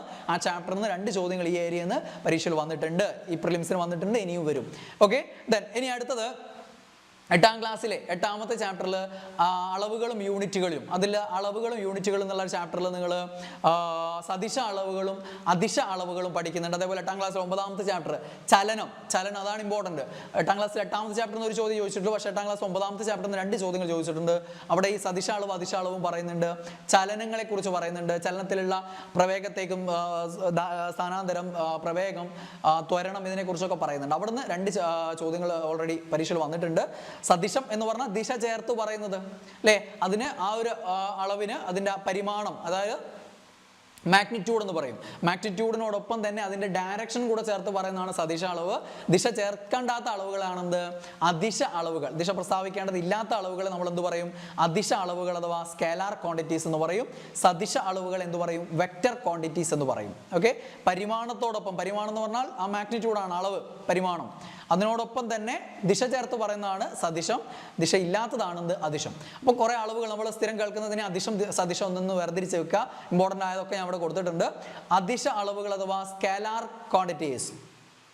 ഓക്കെ, അദിശ അളവുകൾ, ദിശ ഇല്ലാത്ത അളവുകൾ, ദിശ ചേർത്ത് പറയേണ്ടതില്ലാത്ത അളവുകളാണ് നീളം, ലെങ്ത് അഥവാ നീളം, സമയം, ദൂരം, വേഗത, പിണ്ഡം, ഊർജം, പ്രവൃത്തി, പവർ അഥവാ ശക്തി, വ്യാപ്തം, വിസ്തീർണം, സാന്ദ്രത, തരംഗദൈർഘ്യം, ആവൃത്തി, ഇതൊക്കെ എന്തിന് ഉദാഹരണമാണ്, അദിശ അളവുകൾക്ക് ഉദാഹരണമാണ്. ആദ്യം പറഞ്ഞ ഈ ഒരു വരി ഉണ്ടല്ലോ, ഇതാണ് ഇപ്പം നിങ്ങളോട് പരീക്ഷ ചോദിച്ചിട്ടുള്ളത്. നീളം, സമയം, ദൂരം, വേഗത. പിന്നെ അവിടെ പിണ്ഡത്തെക്കുറിച്ചും പറയുന്നതുകൊണ്ട് അത് ഓർമ്മിക്കുക. പിണ്ഡം, ഊർജം, പ്രവൃത്തി, പവർ, ഇതൊക്കെ എന്താണ്, പ്രത്യേകിച്ച് ഒരു ദിശ ചേർത്ത് പറയേണ്ടതില്ലാത്ത അളവുകളാണ്. മാഗ്നിറ്റ്യൂഡ് മാത്രമേ ഉള്ളൂ അതിന്, അതാണ് അദിശ അളവുകൾ. ദെൻ സദിശം എന്ന് പറഞ്ഞാൽ എന്താണ്, ദിശ കൂടെ ചേർത്ത് പറയേണ്ടതാണ്. അതിന് അളവ് പരിമാണത്തോടൊപ്പം, മാഗ്നിറ്റ്യൂഡിനോടൊപ്പം ദിശ കൂടെ പറയേണ്ടതായിട്ടുണ്ട്. അതാണ് സ്ഥാനാന്തരം. സ്ഥാനാന്തരം എന്ന് പറഞ്ഞാൽ ആദ്യ സ്ഥാനം അന്ത്യസ്ഥാനം തമ്മിലുള്ള നേർരേഖാ ദൂരമാണ് സ്ഥാനാന്തരം. ദൂരം എന്ന് പറയുമ്പോൾ എങ്ങനെയാവാം, പക്ഷെ സ്ഥാനാന്തരം എന്ന് പറയുമ്പോൾ അതിന് എന്തുണ്ട്, പ്രത്യേക ദിശ കൂടെയുണ്ട്. അതേപോലെ തന്നെ പ്രവേഗം അല്ലെ, സ്ഥാനാന്തരം ബൈ സമയമാണ് പ്രവേഗം. പക്ഷെ വേഗതയ്ക്ക് അതില്ല. വേഗത എന്ന് പറഞ്ഞാൽ ദൂരം ബൈ സമയം, അതാണ് വേഗത. പക്ഷെ പ്രവേഗം എന്താണ്, ദിശ കൂടെ ചേർത്ത് പറയുന്നതാണ്. അപ്പോൾ അത് സദിശ അളവാണ്. അതേപോലെ ഭാരം, വെയിറ്റ് അഥവാ ഭാരം.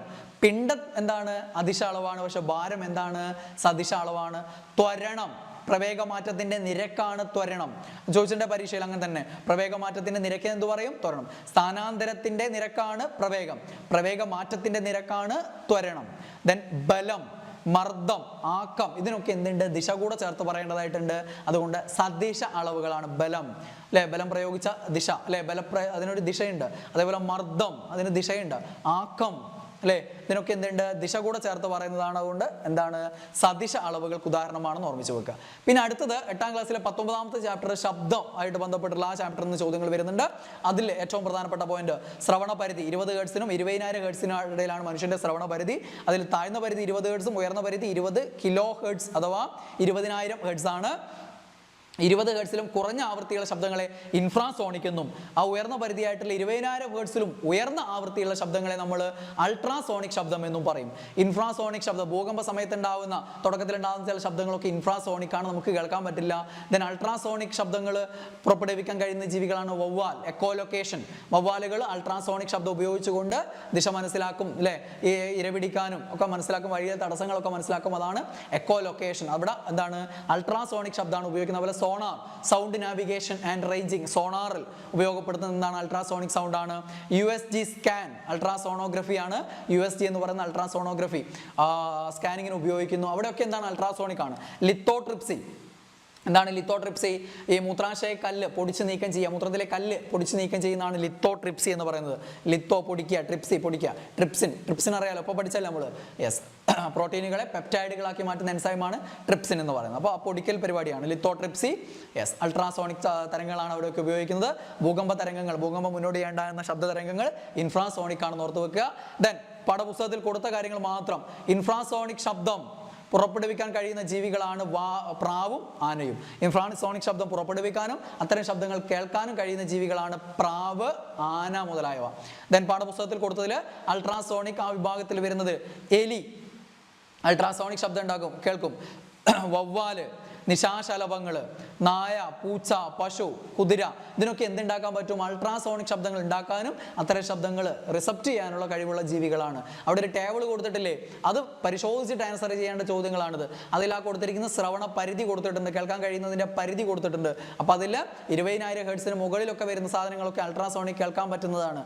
20 ഹെർട്സിന് താഴോട്ട് വരുന്നതൊക്കെ എന്താണ് ഇൻഫ്രാസോണിക്കിൽ വരുന്നതാണ്. പിന്നെ ഒരു ടേബിൾ ഇവിടെ വേറെയും കൊടുത്തിട്ടുണ്ട്. അത് ഉപയോഗിച്ചുള്ള ചോദ്യങ്ങൾ പരീക്ഷയിൽ വന്നിട്ടുണ്ട്. ഇതുവരെയും 2-3 തവണ പരീക്ഷയിൽ വന്നിട്ടുണ്ട്. ഇനി നിങ്ങൾക്ക് ചിലപ്പോൾ ഇനി വരാൻ പോകുന്ന പരീക്ഷകളിലും വരും. ഓക്കെ, അപ്പോൾ പ്രാവിനും ആനയ്ക്കും ഇൻഫ്രാസോണിക് കേൾക്കാനും പുറപ്പെടുവിക്കാനും കഴിയും. അതേപോലെ അൾട്രാസോണിക് കേൾക്കാൻ കഴിയുന്നതാണ് എലി, വവ്വാല്, നിശാശലഭങ്ങൾ, നായ, പൂച്ച, പശു, കുതിര, അതിനൊക്കെ അൾട്രാസോണിക് ശബ്ദങ്ങൾ. പ്രത്യേകിച്ചും വവ്വാലാണ് അവിടെ ഓർമ്മിക്കേണ്ടത്. ആ പ്രത്യേകിച്ചുള്ള കൊടുത്ത ആ ടേബിളിൽ വവ്വാല്, നിശാശലഭങ്ങൾ, എലി പ്രത്യേകം കൊടുത്തിട്ടുണ്ട്. അത് 3 നന്നായിട്ട് ഓർമ്മിച്ച് വെക്കുക. ആ ചാപ്റ്ററിൽ നിന്ന് ചോദ്യം വരാൻ സാധ്യത നിങ്ങളുടെ പരീക്ഷയിലും ഉണ്ട്. ദെൻ ഇനി അടുത്തത് 10ാം ക്ലാസ്സിലെ 7ാമത്തെ ചാപ്റ്റർ എന്താണ്? ഇന്ധനങ്ങൾ ആയിട്ട് ബന്ധപ്പെട്ടുള്ളൊരു ചാപ്റ്റർ ഉണ്ട്. അവിടെ പ്രധാന ഏരിയകൾ എന്ന് പറയുന്നത് ഗ്രീൻ എനർജി, ബ്രൗൺ എനർജി ഒക്കെ ചോദ്യ സാധ്യതയുള്ള ഏരിയയാണ്. അതിൽ മറ്റ് പ്രധാന ഏരിയകളോട് ഞാൻ കൊടുത്തിട്ടുണ്ട്. ബോക്സിൽ കൊടുത്ത ഇന്ധനങ്ങളുടെ ജ്വലനമായിട്ട് ബന്ധപ്പെട്ട്, അല്ലെ, ഭാഗിക ജ്വലനവും പൂർണ്ണ ജ്വലനവും. പൂർണ്ണ ജ്വലനത്തിന്റെ ഫലമായി കാർബൺ ഡൈ ഓക്സൈഡും നീരാവിയാണ് ഉണ്ടാവുക. പൂർണ്ണ ജ്വലനം സംഭവിക്കുകയാണെങ്കിൽ കാർബൺ ഡൈ ഓക്സൈഡും അതേപോലെ തന്നെ എന്താണ് നീരാവിയും ഉണ്ടാവും. എന്നാൽ ഭാഗിക ജ്വലനമാണ് സംഭവിക്കുന്നതെങ്കിൽ അവിടെ എന്തുണ്ടാവും? കൂടുതൽ കാർബൺ മോണോക്സൈഡ് ഉണ്ടാവും. അതാണ് ഭാഗിക ജ്വലനം. കാർബൺ മോണോക്സൈഡും കരിയും, കാർബൺ മോണോക്സൈഡും എന്തുണ്ടാവും? കരിയുണ്ട്. കുറഞ്ഞ അളവിൽ എന്തുണ്ടാവും? കാർബൺ ഡൈ ഓക്സൈഡും ഉണ്ടാവും. അതാണ് ഭാഗിക ജ്വലനവും പൂർണ്ണ ജ്വലനവും തമ്മിലുള്ള വ്യത്യാസം എന്ന് പറയുന്നത്. അതൊന്ന് അറിഞ്ഞിരിക്കും ഇന്ധനങ്ങളുടെ ജ്വലനമായിട്ട് ബന്ധപ്പെട്ട്. ദെൻ ഫോസിൽ ഇന്ധനങ്ങൾ എന്ന് പറഞ്ഞാൽ ലക്ഷക്കണക്കിന് വർഷങ്ങൾക്ക് മുമ്പ് മണ്ണിനടിയിൽ പെട്ടുപോയ സസ്യങ്ങളും ജീവജാലങ്ങളും ഒക്കെ അടിഞ്ഞു കൂടി കാലകാലങ്ങളായിട്ട് ഉള്ള പ്രവർത്തനങ്ങളുടെ ഫലമായിട്ട് രൂപം കൊള്ളുന്നതാണ് ഫോസിൽ ഇന്ധനങ്ങൾ. NCP എന്ന് ഓർമ്മിക്കുക. നാച്ചുറൽ ഗ്യാസ്, പിന്നെ കോൾ, കൽക്കരി, പിന്നെ പെട്രോളിയം. ഇത് 3മാണ് ഫോസിൽ ഇന്ധനങ്ങൾ എന്നറിയപ്പെടുന്നത്. പ്രകൃതിവാതകം, കൽക്കരി, പെട്രോളിയം, ഇതാണ് എന്ത്? ഫോസിൽ ഇന്ധനങ്ങൾ എന്നറിയപ്പെടുന്നത്. ഫോസിൽ ഇന്ധനങ്ങൾ എന്താണ്? പുനഃസ്ഥാപിക്കാൻ കഴിയാത്ത ഊർജ്ജ സ്രോതസ്സുകളിൽ വരുന്നതാണ്. നമുക്ക് പുനഃസ്ഥാപിക്കാൻ കഴിയാത്ത ഇന്ധനങ്ങളിൽ വരുന്നതാണെന്ത്? നാച്ചുറൽ ഗ്യാസും കോളും പെട്രോളിയം ഒക്കെ. കാരണം ഉപയോഗിക്കുന്നതിനനുസരിച്ച് അത് എന്ത് ചെയ്യുന്നില്ല? ഉണ്ടായിത്തീരുന്നില്ല. Okay, yes. ദെൻ ഈ ഒരു ബോക്സ് ഇവിടെ നിന്നാണ് ഈ ബ്യൂട്ടൈൻ ചോദിച്ചത്. LPGയിലെ മുഖ്യ ഘടകം എന്താണ്? ബ്യൂട്ടൈൻ. LPGയുടെ ഗന്ധത്തിന് കാരണമാകുന്നത് ഈഥൈൽ മെർക്യാപ്റ്റൻ. LPGയുടെ ഗന്ധത്തിന് കാരണം ethyl mercaptan. CNG compressed natural gas, പ്രധാന ഘടകം CNG കംപ്രസ്ഡ് നാച്ചുറൽ ഗ്യാസ് അല്ലെങ്കിൽ നാച്ചുറൽ ഗ്യാസ് അഥവാ പ്രകൃതിവാതകത്തിലെ പ്രധാന ഘടകം methane. Liquefied natural gas LNG, CNG, natural gas, ഇതൊക്കെ ചോദിച്ചാൽ പ്രധാന ഘടകം മീഥൈൻ ആണ്. ഏതാണ്? മീഥൈൻ ആണ്. എന്നാൽ LPG പെട്രോളിയം ഗ്യാസ്, LPG പ്രധാന ഘടകം ചോദിച്ചാൽ ഏതാണ്? ബ്യൂട്ടൈൻ ആണ്. ഇനി അങ്ങനെയുള്ള ചോദ്യങ്ങളിൽ ഓപ്ഷനിൽ ബ്യൂട്ടൈൻ, പ്രൊപ്പൈൻ കൊടുത്തിട്ട് ഇവ രണ്ടും എന്നുണ്ടെങ്കിൽ ഇവ രണ്ടും എഴുതണം. ഇല്ല എങ്കിൽ പ്രധാന ഘടകമായിട്ട് ഇവിടെ ഇത് പറഞ്ഞുകൊണ്ട് ബ്യൂട്ടൈൻ കൊടുത്തോളാം. മുൻ പരീക്ഷകളൊക്കെ ബ്യൂട്ടൈൻ തന്നെ ഉത്തരമായിട്ട് കൊടുക്കാറുണ്ട്. ബ്യൂട്ടൈൻ ഇല്ലെങ്കിൽ എന്ത് എഴുതിക്കൊള്ളുക? പ്രൊപ്പൈൻ എഴുതിക്കൊള്ളുക. ഓക്കെ, ലിക്വിഫൈഡ് പെട്രോളിയം ഗ്യാസ് ആണെന്ത്? LPGയുടെ പൂർണ്ണരൂപം. ഗന്ധത്തിന് കാരണം ഈഥൈൽ മെർക്യാപ്റ്റൻ. ദെൻ ഗ്രീൻ എനർജിയും ബ്രൗൺ എനർജിയും. പുനഃസ്ഥാപിക്കാൻ കഴിയുന്ന നമ്മുടെ പ്രകൃതിക്ക് ദോഷകരമല്ലാത്ത സ്രോതസ്സുകളിൽ നിന്നുണ്ടാക്കുന്ന ഊർജ്ജം, അതാണെന്ത്? ഹരിതോർജ്ജം അഥവാ ഗ്രീൻ എനർജി അല്ലെങ്കിൽ ക്ലീൻ എനർജി എന്ന് പറയുക. ഹരിതോർജ്ജം അല്ലെങ്കിൽ ഗ്രീൻ എനർജി അഥവാ ക്ലീൻ എനർജിയും പറയും. നമുക്ക് പുനഃസ്ഥാപിക്കാൻ കഴിയുന്ന ഊർജ്ജ സ്രോതസ്സുകളിൽ നിന്ന് നമുക്ക് പ്രകൃതിക്ക് ദോഷകരമല്ലാത്ത രീതിയിലുള്ള ഊർജ്ജ സ്രോതസ്സുകൾ നിർമ്മിക്കുന്നതാണ് എന്ത്? യെസ്, ഈ പറയുന്ന ഗ്രീൻ എനർജി എന്ന് പറയുന്നത്. അതിന് ഉദാഹരണങ്ങളാണ് സൗരോർജ്ജം, അല്ലെ? സൗരോർജ്ജത്തിൽ നിന്നുണ്ടാക്കുന്നതും കാറ്റിൽ നിന്നുള്ള ഊർജ്ജവും തിരമാലയിൽ നിന്നുള്ള ഊർജ്ജവും ബയോമാസിൽ നിന്നുള്ള ഊർജ്ജവും ഇതൊക്കെ എന്താണ്? ക്ലീൻ എനർജിക്ക് ഉദാഹരണങ്ങളാണ്. ക്ലീൻ എനർജിക്ക് ഉദാഹരണങ്ങളാണ്. അതോടൊപ്പം തന്നെ ഫോസിൽ ഇന്ധനങ്ങളായ നാച്ചുറൽ ഗ്യാസ് ഇല്ലേ, കൽക്കരിയും പെട്രോളിയവും ഫോസിൽ ഇന്ധനങ്ങൾ പൊതുവെ പുനഃസ്ഥാപിക്കാൻ കഴിയാത്തതാണ്. പക്ഷെ പ്രകൃതിക്ക് ദോഷകരമല്ല എന്നുള്ളത് കൊണ്ട് നാച്ചുറൽ ഗ്യാസിനെ ഒരു പക്ഷേ നമുക്ക് വേണമെങ്കിൽ ഗ്രീൻ എനർജി ആയിട്ട് കണക്കാക്കാം. ഇപ്പോൾ നാച്ചുറൽ ഗ്യാസ് ഉപയോഗിക്കാറുണ്ടല്ലോ, അതിനെ നമ്മൾ ഗ്രീൻ എനർജി ആയിട്ട് കണക്കാക്കും. പക്ഷെ അത് പുനഃസ്ഥാപിക്കാൻ കഴിയുന്ന സ്രോതസ്സല്ല എന്നുള്ളത് കൊണ്ടാണ് ഇവിടെ ഇത് കൊടുത്തിട്ടില്ലാത്തത്, ക്ലീൻ എനർജി കൊടുത്തിട്ടില്ലാത്തത്. ദെൻ എന്താണ്? Brown energy. പ്രകൃതിക്ക് ദോഷകരമായിട്ടുള്ള മലിനീകരണം ഉണ്ടാക്കുന്ന പുനഃസ്ഥാപിക്കാൻ കഴിയാത്ത ഊർജ്ജ സ്രോതസ്സുകളായിട്ടുള്ള ഫോസിൽ ഇന്ധനങ്ങളിൽ നിന്ന് ഉണ്ടാക്കുന്നതാണ് എന്ത്? ബ്രൗൺ എനർജി എന്ന് പറയുന്നത്. ആ ഫോസിൽ ഇന്ധനങ്ങൾ എടുത്തു പറയാത്തത് നാച്ചുറൽ ഗ്യാസിന്റെ കാര്യമുള്ളത് കൊണ്ടാണ് ഇവിടെ അവർ പെട്രോളിയം, കൽക്കരി തുടങ്ങിയവ ഉപയോഗിച്ചുണ്ടാക്കുന്നതും അതേപോലെ ന്യൂക്ലിയർ എനർജിയെയും നമ്മൾ എന്തായിട്ട് കണക്കാക്കും? ആണവ മാലിന്യങ്ങളൊക്കെ ഇല്ലേ, അതുകൊണ്ട് എന്തായിട്ട് കണക്കാക്കും? ബ്രൗൺ എനർജി ആയിട്ട് കണക്കാക്കും. നല്ലത് ഗ്രീനും, ദോഷമായിട്ടുള്ളത് ബ്രൗൺ എനർജി ആയിട്ട് കണക്കാക്കുന്നു. ആ ഫോസിൽ ഇന്ധനങ്ങളുടെ കാര്യം ഏതിലാണ് വരിക? എന്താണ്? ബ്രൗൺ എനർജിയിലാണ് വരിക ഫോസിൽ ഇന്ധനങ്ങൾ പൊതുവെ. പക്ഷെ അതിൽ നാച്ചുറൽ ഗ്യാസിന്റെ കാര്യം നമുക്ക് ഗ്രീൻ എനർജിയിൽ പെടുത്താവുന്നതാണ്, പക്ഷെ പുനഃസ്ഥാപിക്കാൻ കഴിയില്ല എന്നുള്ളത് കൊണ്ടാണ് പൂർണ്ണമായിട്ട് ഇവിടെ നമ്മൾ അങ്ങനെ പറയാത്തത്. ആ ഒരു സാധനം ഒന്ന് മനസ്സിൽ വെച്ചാൽ മതി. ഓക്കെ, അപ്പൊ ഗ്രീൻ എനർജി, ബ്രൗൺ എനർജി എന്നുള്ള രീതിയിൽ ക്രമീകരിക്കാൻ വേണ്ടിയിട്ട് ചോദിക്കുമ്പോൾ അതൊന്ന് ചിന്തിച്ചേക്കുക. ആ രീതിയിൽ ആൻസർ പറയാൻ ശ്രമിക്കുക കേട്ടോ. സോളാർ സെൽ എന്തിൽ വരും? ഗ്രീൻ എനർജിയിൽ വരും. അറ്റോമിക് റിയാക്ടറുകൾ ആണവ എനർജിയാണ്, ന്യൂക്ലിയർ ഊർജ്ജമാണ്, എന്തിൽ വരും? ബ്രൗൺ എനർജിയിലേക്ക് പോകും. ടൈഡൽ എനർജി, തിരമാലകളിൽ നിന്ന് ഹൈഡ്രോ ഇലക്ട്രിക് പവർ, അല്ലേ, ഇതൊക്കെ എന്തിൽ വരും? ഗ്രീൻ എനർജിയിൽ വരും. Diesel engine, diesel, petrol, diesel ഇതൊക്കെ എന്താണ്? പെട്രോളിയം ഉൽപ്പന്നങ്ങളാണ്, ഫോസിൽ ഇന്ധനങ്ങളിൽ വരുന്നതാണ്. അപ്പോൾ അതെന്ത് പോകും? ബ്രൗൺ എനർജിയിൽ പോകും. കാറ്റാടി, കാറ്റിൽ നിന്നുള്ള പുനഃസ്ഥാപിക്കാൻ കഴിയുന്നതാണ്, ഗ്രീൻ എനർജിയിൽ വരും. തെർമൽ പവർ സ്റ്റേഷനുകൾ, നാഫ്ത, ഡീസൽ മുതലായിട്ടുള്ള ഇന്ധനങ്ങളൊക്കെയാണ് ഉപയോഗിക്കുന്നത്. അപ്പോൾ അതെന്താണ്? ബ്രൗൺ എനർജിയിലേക്ക് പോകും. Okay, yes. അപ്പോൾ ഈ രീതിയിൽ ഒന്ന് ക്ലാസിഫൈ ചെയ്ത് മനസ്സിൽ വെച്ചേക്കുക, ചോദിക്കാൻ സാധ്യതയുള്ള വളരെ ഇമ്പോർട്ടൻ്റ് ആണ്. പിന്നെ 10ാം ക്ലാസ്സിലെ 4ാമത്തെ ചാപ്റ്റർ രോഗങ്ങൾ എന്നുള്ള ചാപ്റ്ററുമായിട്ട് ബന്ധപ്പെട്ട് വളരെ പ്രധാനപ്പെട്ട അവിടെ പറഞ്ഞിരിക്കുന്ന പോയിന്റ് മാത്രം, ഡീറ്റെയിൽ ആയിട്ടുള്ള ക്ലാസ്സുകളൊക്കെ നമ്മൾ യൂട്യൂബിൽ തന്നെ എത്രയോ തവണ എടുത്തിട്ടുള്ളതാണ്. ഇതിവിടെ ഈ ഒരു പാഠപുസ്തകത്തിൽ പറഞ്ഞിട്ടുള്ള പോയിന്റുകൾ മാത്രം ഒന്ന് ഓർമ്മിക്കുക. ബാക്ടീരിയ രോഗങ്ങൾക്ക് ഉദാഹരണങ്ങൾ എലിപ്പനി, ഡിഫ്തീരിയ, ക്ഷയം, ആന്ത്രാക്സ് മാത്രമാണ് ബാക്ടീരിയ പാഠപുസ്തകത്തിൽ 10ാം ക്ലാസ് പറഞ്ഞിട്ടുള്ളത്. അത് തന്നെയാണ് ഇപ്പോൾ വന്നിട്ടുള്ള പരീക്ഷകളിലൊക്കെ. എലിപ്പനി, ഡിഫ്തീരിയ, ക്ഷയം, ആന്ത്രാക്സ് ഒക്കെ ബാക്ടീരിയ ആണ്. ദെൻ നിപ്പ, എയ്ഡ്സ്, ഹെപ്പറ്റൈറ്റിസ് കരൾ രോഗമാണ്. അതിൽ തന്നെ hepatitis A, B, C, D, E, F, G എന്നൊക്കെ പറഞ്ഞുള്ള വകഭേദങ്ങളുണ്ട്. വൈറൽ ഹെപ്പറ്റൈറ്റിസ് ഉണ്ട്, അല്ലാത്ത ഹെപ്പറ്റൈറ്റിസ് ഉണ്ട്. ഹെപ്പറ്റൈറ്റിസ് എന്ന് പറയുമ്പോൾ പൊതുവെ വൈറസ് ആണെന്നുള്ള പൊതുവെ ഓർമ്മിച്ച് വെക്കുക. ദെൻ ഡെങ്കിപ്പനി, ചിക്കൻ ഗുനിയ ഒക്കെ എന്താണ്? വൈറൽ ഡിസീസ് ആണെന്ന് ഓർമ്മിക്കുക. ദെൻ വട്ടച്ചൊറി, അത്ലറ്റ്സ് ഫൂട്ട് ഒക്കെ എന്താണ്? ഫംഗസ് രോഗങ്ങളാണ്. വട്ടച്ചൊറി, അത്ലറ്റ്സ് ഫൂട്ട് ഫംഗസ് രോഗങ്ങളാണ്. മലമ്പനിക്ക് കാരണം പ്രൊട്ടോസോവയാണ്. ദെൻ മന്ത് രോഗത്തിന് കാരണം ഫൈലേറിയൽ വിരകളാണ്. മന്ത് ഉണ്ടാക്കുന്നത് ഫൈലേറിയൽ വിരകളാണ്. ദെൻ രോഗാണുക്കൾ ഇല്ലാതെ രോഗങ്ങൾ ഉണ്ടാവും. അതിനുദാഹരണമാണ് തൊഴിൽജന്യ രോഗങ്ങളും ജനിതക രോഗങ്ങളും ജീവിതശൈലി രോഗങ്ങളും ഒക്കെ. തൊഴിൽജന്യ രോഗങ്ങൾക്ക് ഉദാഹരണങ്ങളായിട്ട് അവിടെ കൊടുത്ത ന്യൂമോകോണിയോസിസ്, സിലിക്കോസിസ്, ആസ്ബസ്റ്റോസിസ്. ഓക്കെ, ന്യൂമോകോണിയാസിസ് കൽക്കരി ഖനികളിലും മറ്റും ജോലി ചെയ്യുന്നവർക്ക് ഉണ്ടാവുന്നതാണ്. സിലിക്കോസിസ് പാറമട തൊഴിലാളികളിലൊക്കെ ജോലി ചെയ്യുന്നവർക്ക് ഉണ്ടാവുന്നതാണ്. ആസ്ബസ്റ്റോസ് ഖനികളിൽ തൊഴിലാളികൾക്ക് ഉണ്ടാവുന്നതാണ്. അപ്പം ഈ മൂന്നും തൊഴിൽജന്യ രോഗങ്ങൾക്ക് ഉദാഹരണങ്ങളാണ്. ജനിതക രോഗങ്ങളാണ് ഹിമോഫീലിയ, സിക്കിൾ സെൽ അനീമിയ ഒക്കെ എന്താണ്? ജനിതക രോഗത്തിന് ഉദാഹരണമാണെന്ത്? Haemophilia, sickle cell anaemia. പാഠപുസ്തകത്തിൽ പറഞ്ഞ പോയിന്റുകൾ മാത്രം പറഞ്ഞു പോകുന്നതാണ്. ഇത് തന്നെയാണ് ഇപ്പം പരീക്ഷ വരുന്നത് എന്നുള്ളതുകൊണ്ടുള്ള ഒരു റിവിഷനാണ്. ക്യാൻസറിന് പരിസ്ഥിതി ഘടകങ്ങളും പുകവലിയും വികിരണങ്ങൾ, റേഡിയേഷനും വൈറസും പാരമ്പര്യ ഘടകങ്ങളും ഒക്കെ ക്യാൻസറിന് കാരണമാവാറുണ്ട്. ഇങ്ങനെ പലതരത്തിലുള്ള ക്യാൻസറുകളുണ്ട്.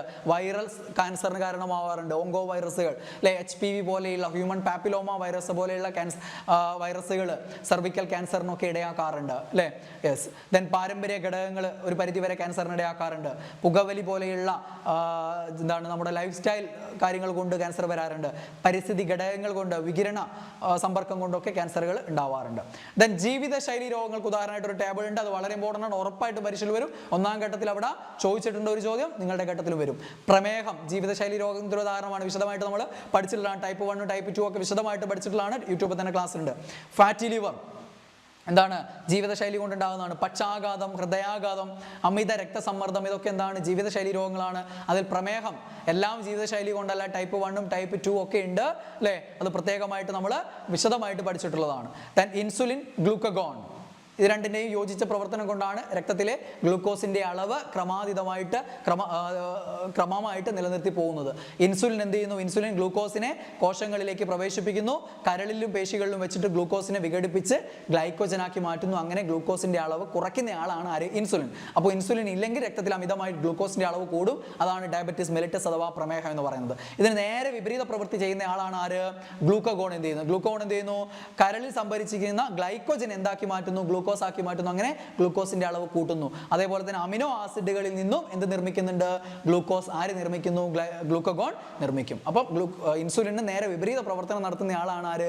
ഗ്ലൂക്കഗോൺ. ഇവർ രണ്ടുപേരുടെയും പ്രവർത്തന ഫലമായിട്ടാണ് രക്തത്തിലെ ഗ്ലൂക്കോസിന്റെ അളവ് ക്രമമായിട്ട് നിലനിർത്തി പോകുന്നത്. ആ ഒരു സാധനമാണ് ഇവിടെ കൊടുത്തിരിക്കുന്നത്. ഗ്ലൂക്കോസിന്റെ സാധാരണ അളവ് 70 to 110 milligram, 70 to 110 milligram per 100 milli എന്ന് കൊടുത്തിരിക്കുന്നു. അത് ക്രമമായിട്ട് നിലനിർത്തുന്നത് ഈ ഇൻസുലിൻ്റെയും ഗ്ലൂക്കോണിൻ്റെയും പ്രവർത്തനമാണ്. അതിങ്ങനെ കൂടുമ്പോൾ കുറയുമ്പോൾ എന്ത് ചെയ്യുന്നു എന്നുള്ള ആ ഒരു ടേബിളാണ്. അത് നേരത്തെ പറഞ്ഞ കാര്യം ഒന്ന് കൃത്യമായിട്ട് മനസ്സിലാക്കി വെച്ചാൽ ആ സാധനം കിട്ടും. പിന്നെ പ്രമേഹം നമ്മൾ ഡീറ്റെയിൽ ആയിട്ട് പഠിച്ചാണ്, അതുകൊണ്ട് വീണ്ടും ഇവിടെ പറയേണ്ട ആവശ്യമില്ല. ടൈപ്പ് 1 ഉണ്ട്. ടൈപ്പ് 1 പ്രമേഹത്തിന് കാരണം എന്താണ്? അതൊരു ഓട്ടോ ഇമ്മ്യൂൺ ഡിസീസാണ്. നമ്മുടെ ശരീരത്തിൽ തന്നെയുള്ള ടി ലിംഫോസൈറ്റുകൾ എന്ത് ചെയ്യുക? പാങ്ക്രിയാസിലെ ബീറ്റാ സെല്ലുകളെ നശിപ്പിക്കുകയും ഇൻസുലിൻ ഉൽപ്പാദനം കുറയുകയും ചെയ്യുകയാണ്. അങ്ങനെ ആവശ്യത്തിന് ഇൻസുലിൻ ഉൽപ്പാദനം ഇല്ലാതെ പോകുന്ന അവസ്ഥയാണ് ടൈപ്പ് 1. ഇത് ഒരു ഓട്ടോ ഇമ്മ്യൂൺ ഡിസീസിന് ഉദാഹരണമാണ്. ടൈപ്പ് 1 പ്രമേഹം എന്താണ്? ഓട്ടോ ഇമ്മ്യൂൺ ഡിസീസാണ്. എന്നാൽ ടൈപ്പ് 2 പ്രമേഹം എന്താണ്? ആവശ്യത്തിന് ഇൻസുലിൻ ഉണ്ട്, പക്ഷേ ഇൻസുലിനെ ഉപയോഗിക്കാൻ ഈ കോശങ്ങൾക്ക് കഴിവില്ലാതെ വരികയാണ്. അത് ജീവിതശൈലി കൊണ്ടുണ്ടാവുന്നതാണ്. ജനിതക തകരാറുകൾ കൊണ്ടോ പൊണ്ണത്തടി കൊണ്ടോ ഒക്കെ എന്ത് വരാം?